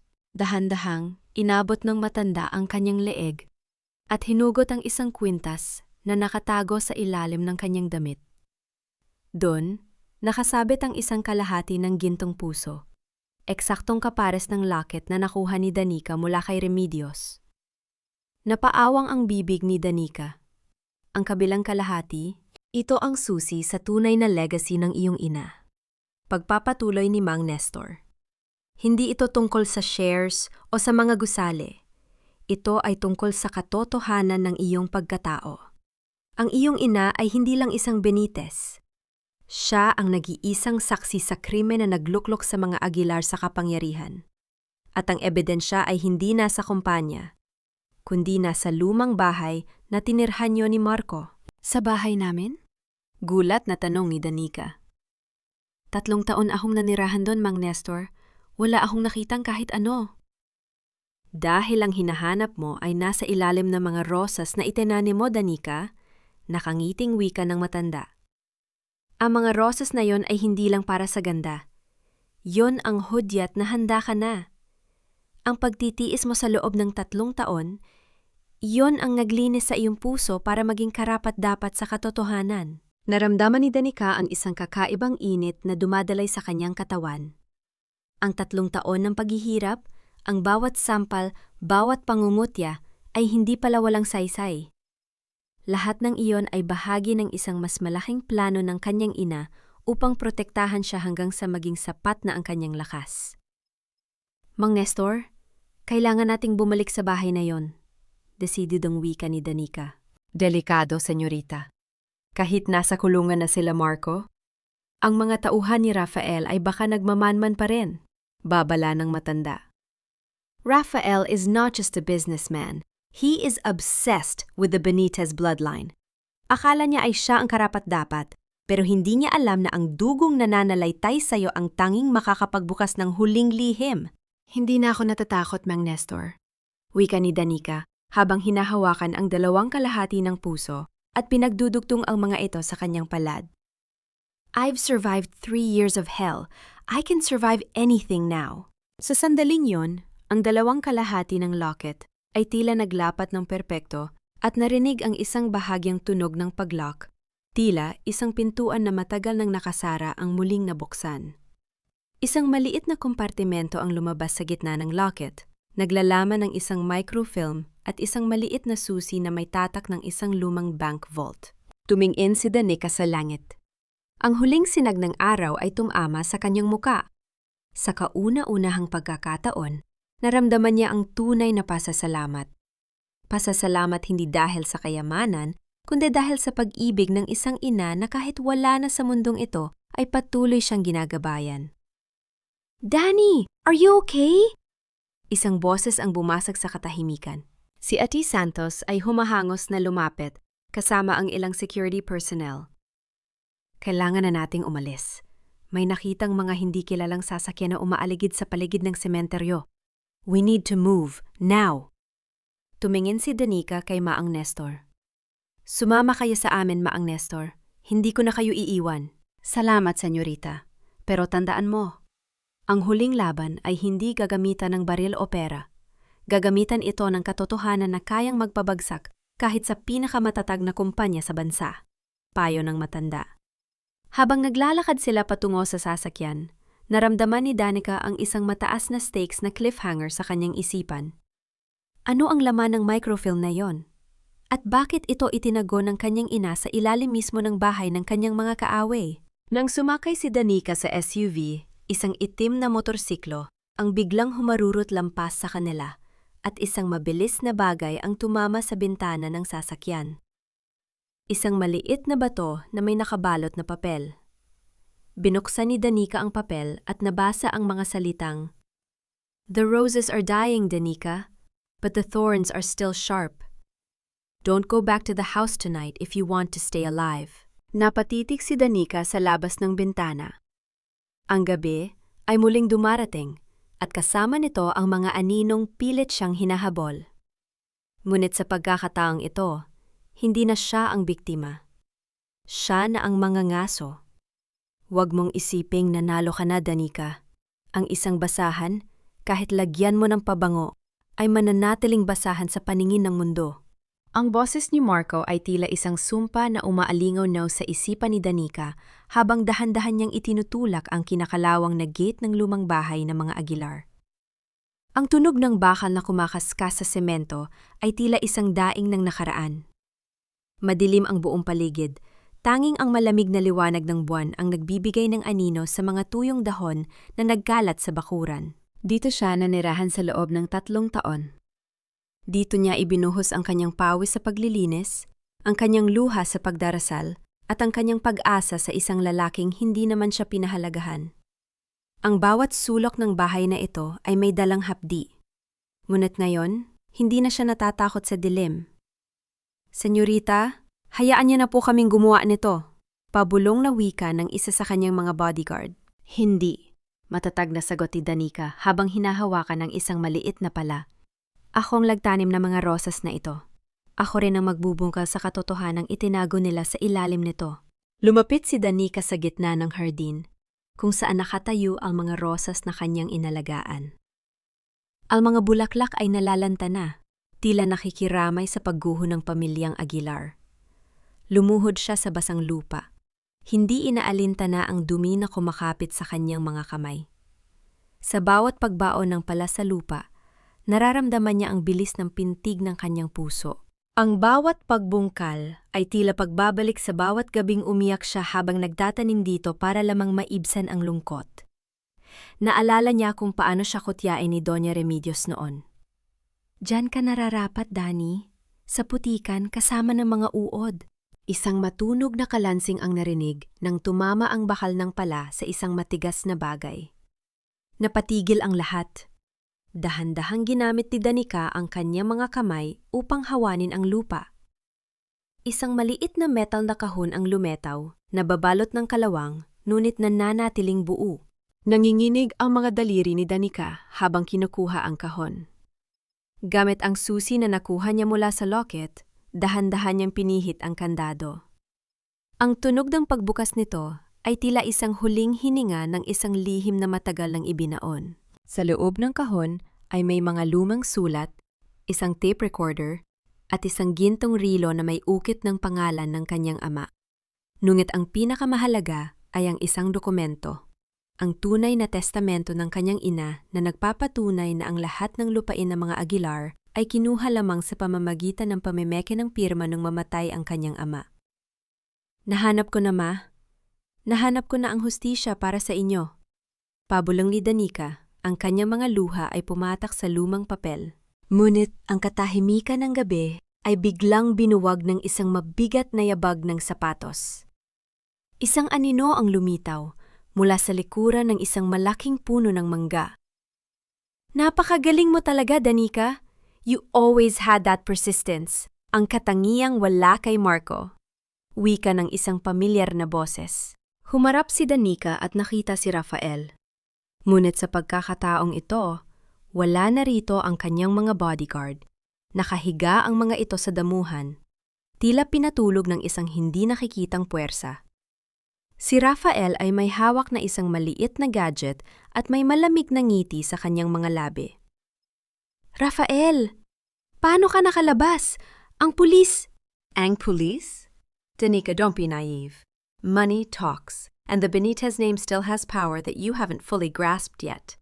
Tumawa si Rafael habang dahan-dahang lumalapit. Ibigay mo sa akin ang kahon na yan. Yan ang huling piraso na kailangan ko para maibalik ang lahat sa akin. Hinding-hindi ko ito ibibigay sa'yo, sigaw ni Danica habang niyayakap ang kahon sa kanyang dibdib. Ito ang ebidensya ng inyong mga krimen. Ang pamilya niyo ang pumatay sa kaligayahan ng ina ko. Ang ina mo ay mahina, Danica. Tulad mo rin noon, panunuya ni Rafael.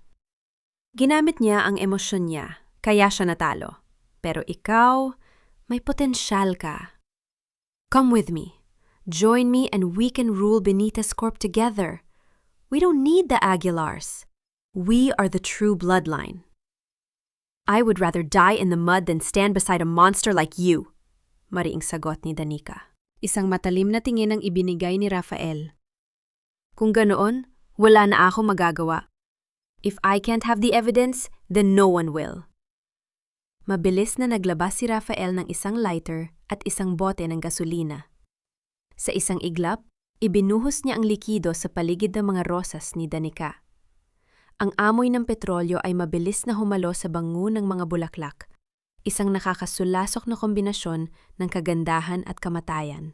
Ibibigay mo ba ang kahon? O papanoorin mong matupok ang huling alaala ng iyong ina kasama mo? Hamon ni Rafael. Naramdaman ni Danica ang init ng apoy na nagsimulang magliyab sa kanyang paligid. Ang mga rosas na itinanim niya ng may pagmamahal ay isa-isang nilalamon ng pulang apoy. Ang bawat talulot na natutupok ay tila isang bahagi ng kanyang puso na muling sinusunog. Sa gitna ng usok at init, isang tanong ang naglaro sa kanyang isipan. Hanggang saan ko kayang protektahan ang katotohanan? Handa ko bang isakripisyo ang sarili ko para sa isang nakaraang hindi ko na mababago? Danica, itapon mo ang kahon! Sigaw ni Rafael habang ang apoy ay lalong lumalakas. Ngunit sa halip na sumuko, tumayo ng tuwid si Danica sa gitna ng naglalagablab na hardin. Ang kanyang mga mata ay hindi na nagpapakita ng takot, kundi isang uri ng kapayapaan na tanging ang mga taong handang mawala ang lahat ang nakakaalam. Ang katotohanan ay hindi nasusunog, Rafael, wika ni Danica. Ang kanyang boses ay nangihibabaw sa ingay ng naglalagablab na apoy. Biglang, isang malakas na tunog ng sirena ang narinig mula sa labas ng gate. Ang mga ilaw ng sasakyan ng pulis ay tumama sa mukha ni Rafael na ngayon ay bakas ang gulat at paggabigo. Akala mo ba ay pupunta ako rito ng walang backup? Numiti si Danica sa kabila ng usok. Ate Santos has been live-streaming everything since I stepped into this garden. Ang bawat salita mo, ang bawat galaw mo, napanood na ng buong bansa. Nabitawan ni Rafael ang lighter. Ang kanyang imperyo ay tuluyan ng gumuho sa harap ng isang babaeng dati ay itinuring nilang basahan. Ngunit bago pa man siya mahuli ng mga pulis, isang huling sulyap ang ibinigay niya kay Danica. Hindi pa ito ang huli, Danica. The Benitez legacy is a curse. You'll see. Abang hinihila ng mga pulis si Rafael, si Danica ay napaupo sa basang lupa, malayo sa apoy na dahan-dahang pinapatay ng mga bumbero.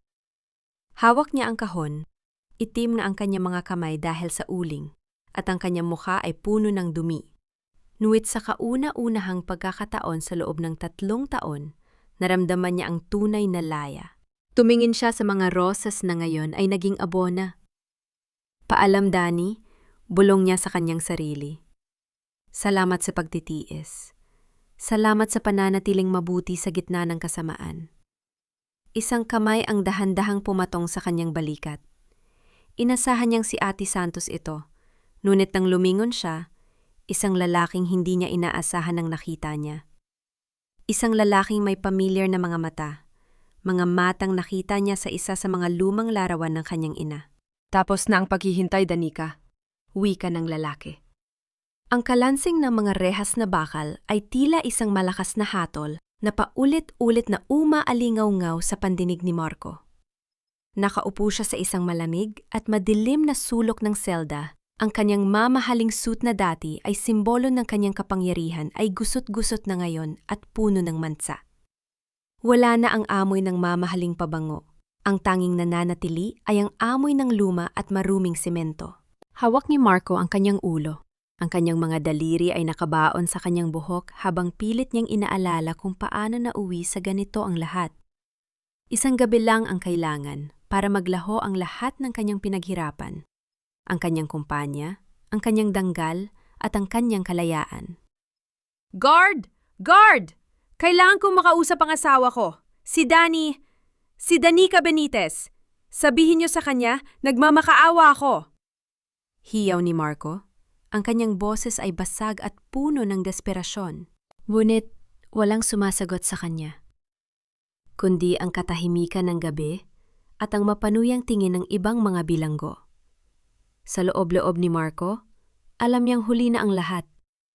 Ang babaeng dati ay tinatawag niyang basahan, ang siya palang may hawak ng kanyang kapalaran. Ang bawat sampal at pangungutya na ibinigay niya kay Danica ay bumabalik sa kanya ngayon nang makasampang ulit ang lupit.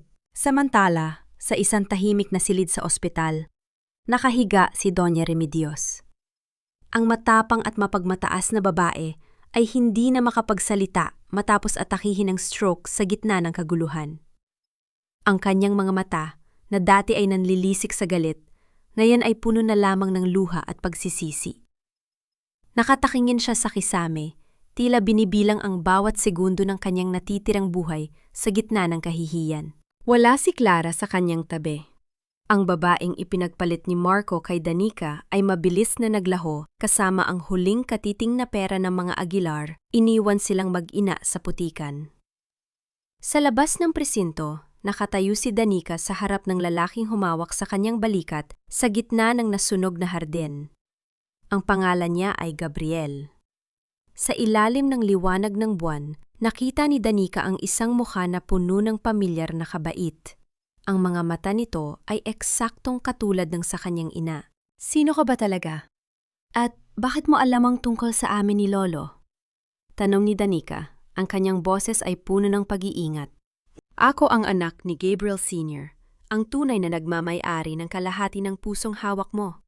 Mahinang paliwanag ni Gabriel habang inalalabas ang isang lumang litrato. Ang pamilya natin ay matagangang pinaghiwalay ng kasakiman ng mga Aguilar at ni Rafael. Ang tatay ko ang huling nagprotekta sa iyong ina bago siya mawala. I've been watching you from the shadows, Danica, waiting for the right moment to help you stand up. Naramdaman ni Danica ang isang kakaibang init sa kanyang puso. Hindi siya mag-isa. Sa kabila ng lahat ng panlilinlang, may mga tao pa palang tapat na nagbabantay sa kanya. Bakit na yan ka lang nagpakita? Bakit mo hinayaang magdusa ako sa loob ng 3 taon? Tanong ni Danica, ang pait ay bahagyang naroon pa rin. Dahil iyon ang hiling ng iyong ina sa aking ama. Sabi niya, huwag mong iligtas si Danica hanggat hindi niya natututunan kung paano iligtas ang sarili niya. Gusto niyang maging matatag ka. Dahil ang mundo ng mga Benitez ay puno ng mga lobo. At ngayon, Danica, napatunayan mo nang ikaw ang pinakamatapang sa kanilang lahat. Isang golden moment ang namayani sa pagitan nila.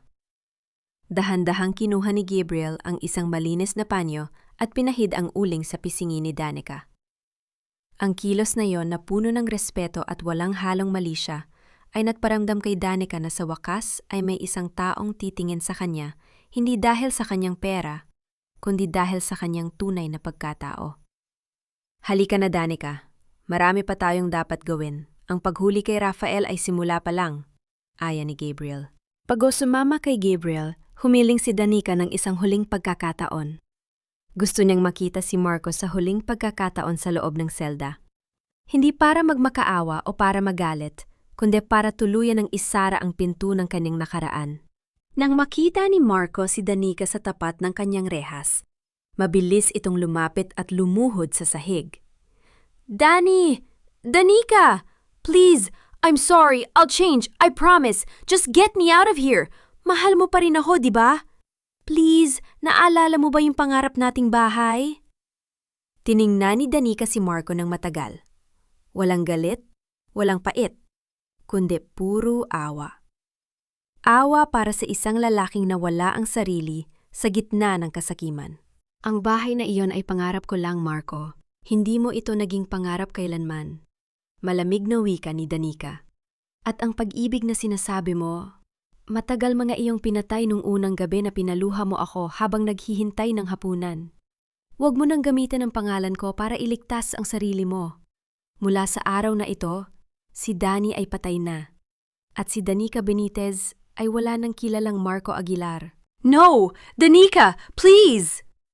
Ang hiyaw ni Marco ay umalingaw sa buong presinto habang dahan-dahang tumatalikod si Danica at naglalakad palayo. Habang lumalabas ng gusali, naramdaman ni Danica ang sariwang hangin ng madaling araw.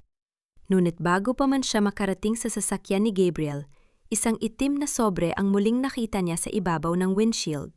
Nang buksan niya ito, walang sulat sa loob. Sa halip, may isang piraso ng pulang tela. Isang tela na mula sa paboritong damit ng kanyang ina na may bahid ng tuyong dugo. Kasama nito ang isang maliit na tracker na may pulang ilaw na kumukurap-kurap. "Hindi pa tapos ang laban, Danica?" bulong ni Gabriel habang tinititigan ang tracker. Mukhang may huling alas pa si Rafael na hindi natin inaasahan.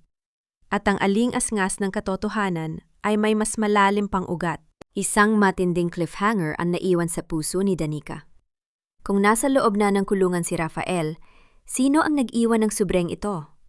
At ano ang ibig sabihin ng dugong nasa tela ng kanyang ina? Ang bawat bahid ng dugo sa telang ito ay tila isang iyak mula sa hukay na pilit humahaplo sa puso ni Danica. Habang nakaupo sa loob ng mabilis na tumatakbong sasakyan ni Gabriel, hindi niya mabitawan ang piraso ng pulang tela. Ang texture nito ay pamilyar. Ito ang seda na madalas isuot ng kanyang ina noong bata pa siya. Ang huling bagay na nakita niyang suot nito bago ang malagim na gabi ng kanilang paghihiwalay. "Danica, you need to breathe." "Namumutla ka na," mahinang wika ni Gabriel, habang ang kanyang isang kamay ay nananatili sa manibela at ang isa naman ay dahan-dahang tumapik sa balikat ng dalaga. "We're almost there." Ang tracker ay tumuturo sa Villa de Benitez sa dulo ng Antipolo. Iyon ang lumang bakasyonan ng pamilya niyo na matagal nang inabandona. "Bakit doon, Gabriel? Bakit kailangang gamitin ang alaala ng ina ko para lang takutin ako?" tanong ni Danica. Ang kanyang tinig ay basag sa pagitan ng pagod at galit. "Nasa loob na si Rafael. Sino pa ang may kayang gumawa nito?" Hindi lang si Rafael ang nagnasa sa Benitez Corp, Danica. There are shadows from the past na mas malalim pa kaysa sa inaakala natin. Sagot ni Gabriel. Ang kanyang mga mata ay matalas na nakatingin sa madilim na daan.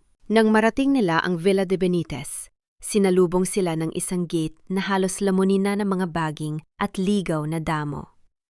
Ang mansyon na dati ay simbolo ng saya at karangyaan ay tila isang multo na lamang sa gitna ng kagubatan. Sa tulong ng kanilang mga flashlight, dahan-dahang pumasok sina Danica at Gabriel. Ang bawat hakbang sa maalikabok na sahig ay naglilika ng tunog na tila mga bulong ng mga taong matagal nang pumanaw. "Dito ako madalas dalhin ni Lolo noong bata pa ako," pabulong ni Danica habang hinahaplos ang isang lumang piano na puno na ng sapot ng gagamba. "He used to tell me that this place holds the soul of our family. Pero bakit tila amoy kamatayan na ang narito ngayon?" Biglang bumilis ang kurap ng pulang ilaw sa tracker na hawak ni Gabriel. Tumuturo ito sa isang malaking painting ng yumaong Chairman Benitez sa dulo ng hallway. Dahan-dahang lumapit si Danica. May kung anong puwersa ang nagtutulak sa kanya na hawakan ang frame ng painting. Sa isang iglap, Naramdaman niya ang isang maliit na lever sa likod nito. Sa isang marahang pagtulak, bumukas ang isang lihim na pintuan sa dingding. Isang secret room? Gulat na wika ni Danica. Sa loob ng silid, hindi ginto o pera ang sumalubong sa kanila, kundi mga hanay na mga luma at madidilim na mga record files, mga litrato, at isang desk na tila kailan lang ay may gumamit.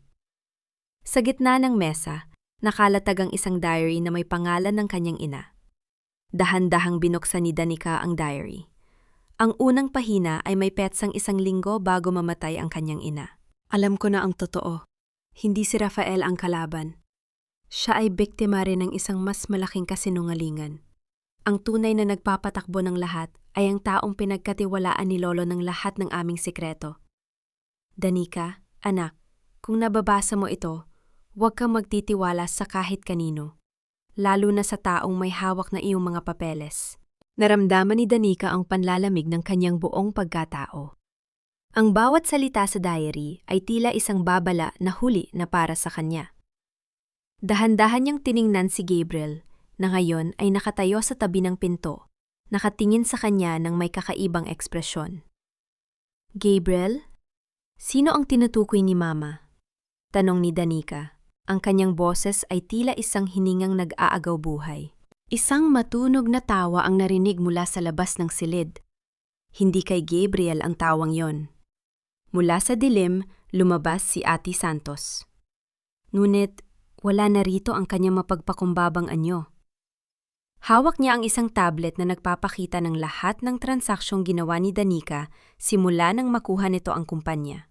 Napakatalino ng iyong ina, Danica. Masyadong matalino, kaya kailangan siyang patahimikin. Wika ni Ate Santos. Ang kanyang boses ay puno ng panunuya. 3 taon kitang binantayan. 3 taon kitang hinayaang magdusa sa kamay ng mga Aguilar dahil iyon ang paraan para makuha ko ang bawat pirma mo nang walang pag-aalinlangan. You trusted me with everything, Danica. Your life, your wealth, and even your revenge. Traidor ka! Sigaw ni Danica habang sinusubok kang lumapit, ngunit mabilis siyang hinawakan ni Gabriel sa braso. Ngunit ang hindi inaasahan ni Danica ay ang ginawa ni Gabriel. Sa halip na saktan siya, itinulak siya ni Gabriel sa likuran nito. Hinarap si Ate Santos ng may hawak na baril. You're finished, Santos! Mariing wika ni Gabriel. Alam ko na ang ginagawa mo sa offshore accounts ng Benitez Corp. Akala mo ba'y ikaw lang ang marunong magmanman? Gabriel, anong ibig sabihin nito? Tanong ni Danica, nalilito sa pag-iita ng 2 lalaki. I'm sorry, Danica, kung kailangan ko magkunwari. Wika ni Gabriel nang hindi inaalis ang tingin sa abogado. Pinoprotektahan kita. Ate Santos was the one who sent that bloody cloth. He wanted you to come here so he could finish what he started 30 years ago. Ang burahin ang huling tagapagmana ng mga Benitez.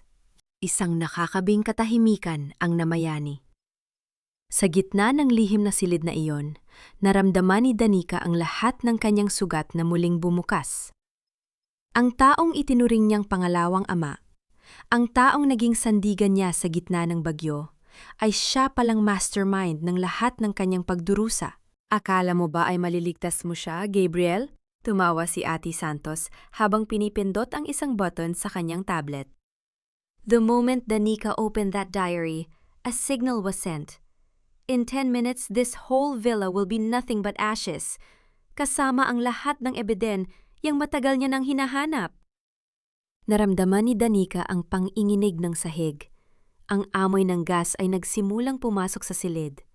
Ang bawat segundong lumilipas ay tila isang huling tibok ng orasan. Gabriel! Kailangan nating lumabas! Hiyaw ni Danica habang hinahablot ang diary. Ngunit bago pa man sila makagalaw, mabilis na tumakbo si Ate Santos patungo sa kabilang pinto at inilok ito mula sa labas. Goodbye, Danica.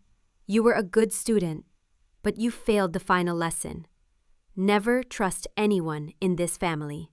Habang ang apoy ay nagsisimulang kumalat sa labas ng silid, napatingin si Danica kay Gabriel. Sa gitna ng panganib, nakita niya ang tapat na takot at pag-aalaga sa mga mata ng lalaki.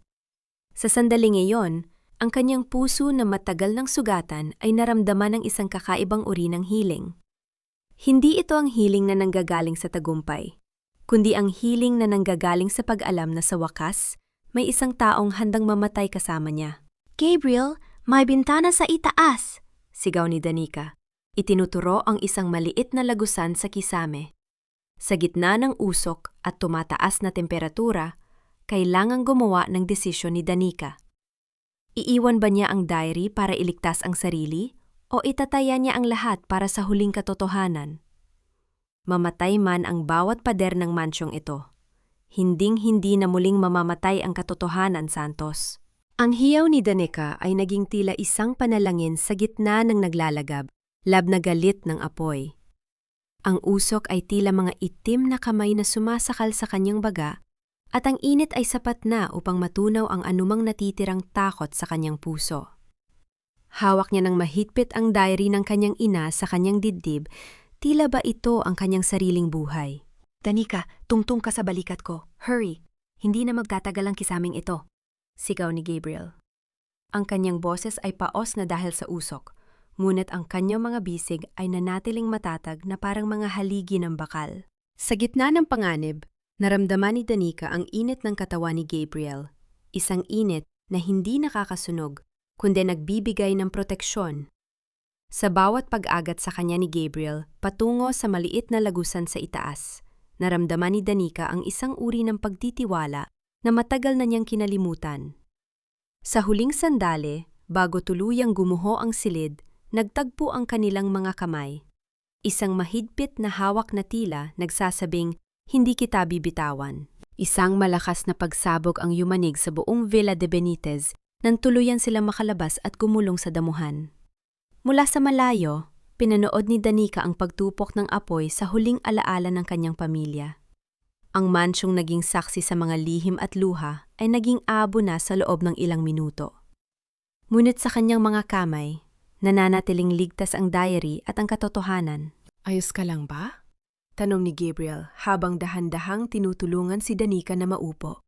May mga galos ito sa braso at puno ng uling ang mukha. Ngunit sa mga mata nito ay nakita ni Danica ang isang dalisay na pag-aalala. "I'm okay, Gabriel. Dahil sa iyo, buhay ako." Mahinang sagot ni Danica. Dahan-dahan niyang isinandal ang kanyang ulo sa balikat ni Gabriel. Hinahayaan ang kanyang sarili na maging mahina sa loob ng ilang sandali.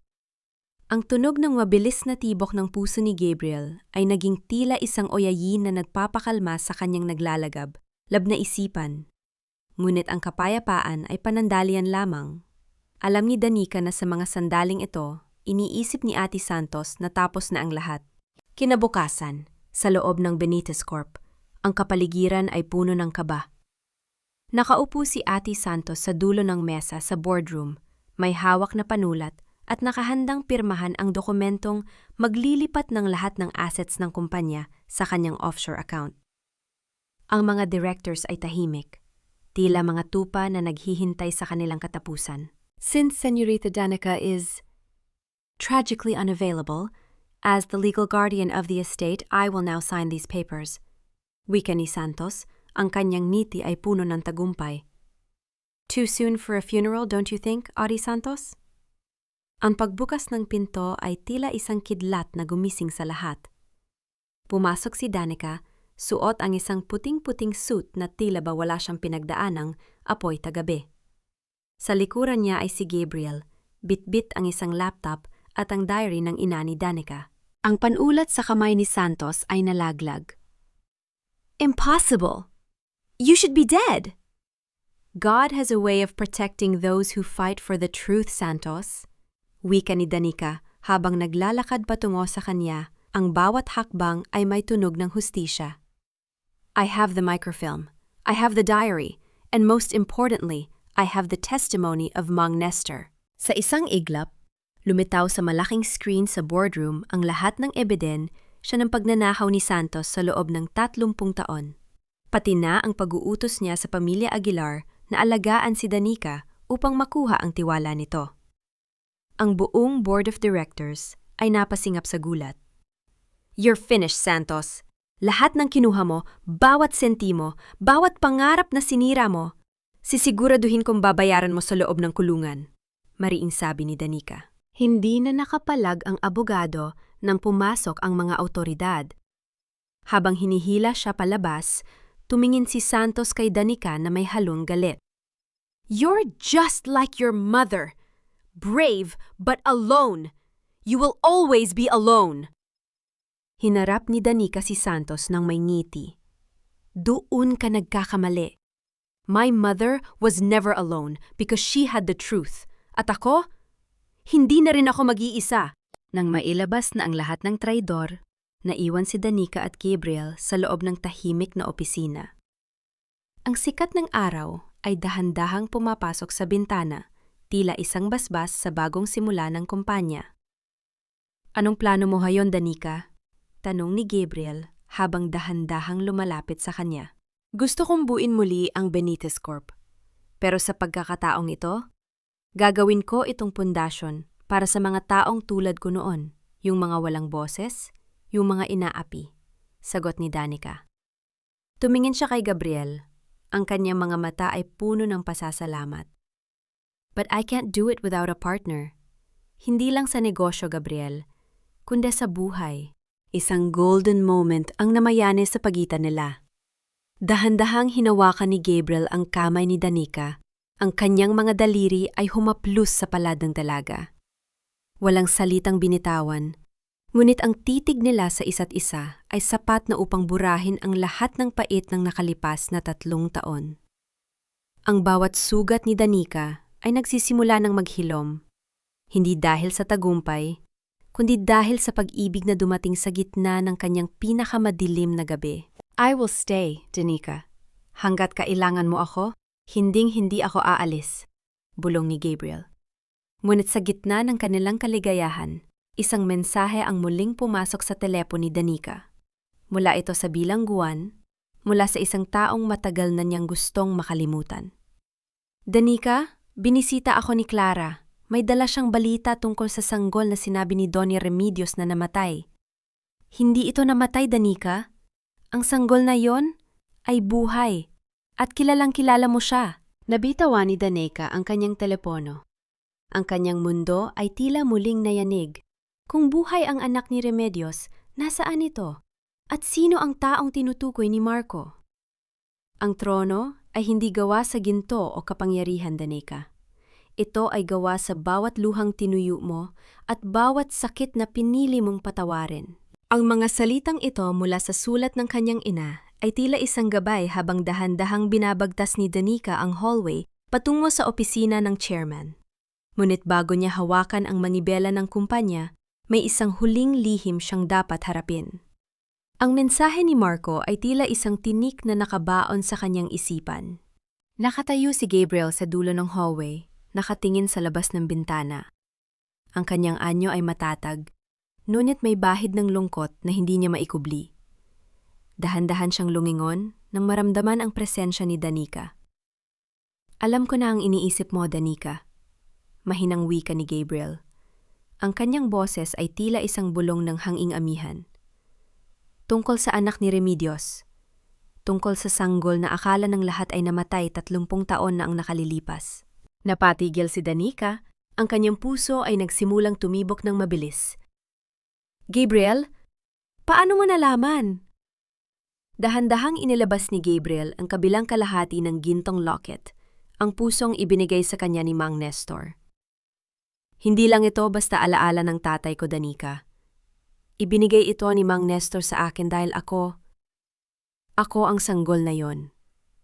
Ako ang anak ni Remedios na itinapon niya dahil mas pinili niya ang yaman kaysa sa sarili niyang dugo. Naramdaman ni Danica ang paghinto ng kanyang mundo. Ang lalaking nagligtas sa kanya, ang lalaking minahal niya sa gitna ng bagyo ay ang tunay na Aguilar. Ang lalaking dapat sana ay kaaway niya. Kaya ba palaging naroon si Mang Nestor para protektahan ako? Tanong ni Danica, ang kanyang mga luha ay dahan-dahang gumulong. Dahil alam niya na balang araw, magtatagpo ang ating mga landas? Ibinigay ako ni Mang Nestor sa iyong ina para iligtas ako mula sa kasamaan ni Remedios. Pagpapatuloy ni Gabriel habang dahan-dahang lumalapit kay Danica. I grew up thinking I was just a driver's son. Pero nung nalaman ko ang totoo, mas pinili kong manatili sa anino mo. I didn't want to be an Aguilar, Danica. I wanted to be the man who deserves you. Isang golden moment ang ngamayani sa pagitan nila. Dahan-dahang hinawakan ni Danica ang mukha ni Gabriel. Wala siyang naramdamang galit, kundi isang malalim na pag-unawa. Ang tadhana ay mapaglaro, ngunit ito rin ang magbigay sa kanya ng pinakamagandang regalo sa gitna ng kanyang pagdurusa. Hindi ka isang Aguilar sa paningin ko, Gabriel. Vika ni Danica, ang kanyang boses ay puno ng determinasyon. Ikaw ang taong nagturo sa akin na ang pag-ibig ay hindi kailangang maging masakit. You are the piece that completed my broken heart. Dahan-dahang lapat ni Gabriel ang kanyang no sa no ni Danica. Sa sandaling iyon, ang lahat ng pait na nakalipas na 3 taon ay tila tuluyan ng naglaho. Isang tahimik na pangako ang namuo sa pagitan nila. Isang pangakong hinding-hindi na muling magpapaapi sa anino ng nakaraan. Pagkalipas ng ilang oras, sa loob ng boardroom nakatayo si Danica sa harap ng lahat ng mga empleyado at directors ng Benitez Corp. Wala na ang takot sa kanyang mga mata.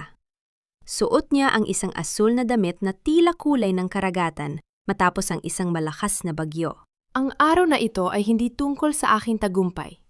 Simula ni Danica, ang kanyang boses ay umaalingaw-ngaw sa buong silid ng may awtoridad at biyaya. Ito ay tungkol sa pagbawi ng ating danggal. Ang Benitez Corp ay hindi na muling magiging kasangkapan ng kasakiman.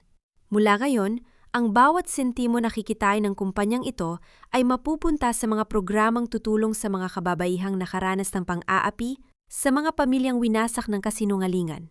Isang malakas na palakpakan ang sumunod. Sa sulok ng silid, nakita ni Danica si Ate Santos, si Marco at si Rafael na pinapanood ang balita mula sa loob ng kanilang mga selda. Mga haring walang kaharian, mga ahas na wala ng kamandag. Ang kanilang pagbagsak ay kumpleto na. Nang matapos ang seremonya, naglakad si Danica patungo sa kanyang bagong opisina. Ngunit bago siya pumasok, tumingin muna siya sa malaking painting ng kanyang ina at ni Lolo Benitez. Nagawa ko na po, Ma. Lolo, malaya na tayo. Pabulong niya. Pumasok si Gabriel sa silid. May dalang isang baso ng sariwang juice at isang maliit na rosas. Isang rosas na mula sa bagong hardin na itinatanim nila. Chairman Danica, may naghihintay po sa inyo sa labas. Nakangiting wika ni Gabriel. Sino yon? Tanong ni Danica. Ang iyong bagong buhay, sagot ni Gabriel habang iniyabot ang kanyang kamay. Dahan-dahang kinuha ni Danica ang kamay ni Gabriel. Sabay silang lumakad patungo sa balkona e nang gusali. Pinagmamasdan ng paglubog ng araw na nagbibigay ng kulay ginto sa buong lungsod. Wala ng mga lihim, wala ng mga luha. Ang reyna ay narito na sa kanyang trono, hindi upang maghari ng may kamay na bakal, kundi upang magmahal ng may pusong busilak. Ngunit, bago tuluyang magtapos ang araw, isang huling sulyap ang ibinigay ni Danica sa kanyang locket. Sa loob nito, nakita niyang isang maliit na ukit na hindi niya napansin noon. Ang tunay na katarungan ay hindi ang pagpaparusa sa kaaway, kundi ang pagiging masaya sa kabila ng kanilang ginawa. Isang huling ngiti ang sumilay sa mga labi ni Danica. Ang kanyang paglalakbay ay tapos na. Si Danny, ang martir na asawa, ay isa na lamang malayong alaala. At si Danica Benitez, ang reyna ng kanyang sariling tadhana, ay handa na para sa isang walang hanggang simula. Ang pinto ng opisina ay dahan-dahang sumara. Iniiwan ang dalawa sa gitna ng kapayapaan at pag-asa. Ang The Crown Hotel ay nagbukas na, ngunit ang tunay na korona ay nasa puso na ni Danica. Isang koronang hinding-hindi na muling mananakaw ng sinuman. Isang taon ang mabilis na lumipas, tulad ng agos ng ilog na dahan-dahang hinuhugasan ang mga bakas ng nagdaang baha. Sa malawak na hardin ng Benitez Foundation, ang mga rosas ay muling namukadkad. Ngunit sa pagkakataong ito, hindi na sila itinanim sa dilim at pait. Ang bawat talulot ay tila sumasayaw sa ilalim ng bana, yad na sikat ng araw, nagbibigay ng halimuyak na puno ng pag-asa. Nakatayo si Danica, sa harap ng isang grupo ng mga kababaihan. Mga asawang dating nakayuko, mga inang dating nawawalan ng lakas, at mga anak na biktima ng kawalang katarungan. Wala na ang kaba sa kanyang dibdib. Ang kanyang buhok ay medyo mahaba na ngayon. Maayos at kumikinang, sumasalamin sa kanyang panloob na kapayapaan. Ang bawat pilat sa ating katawan at kaluluwa ay hindi tanda ng ating pagkatalo.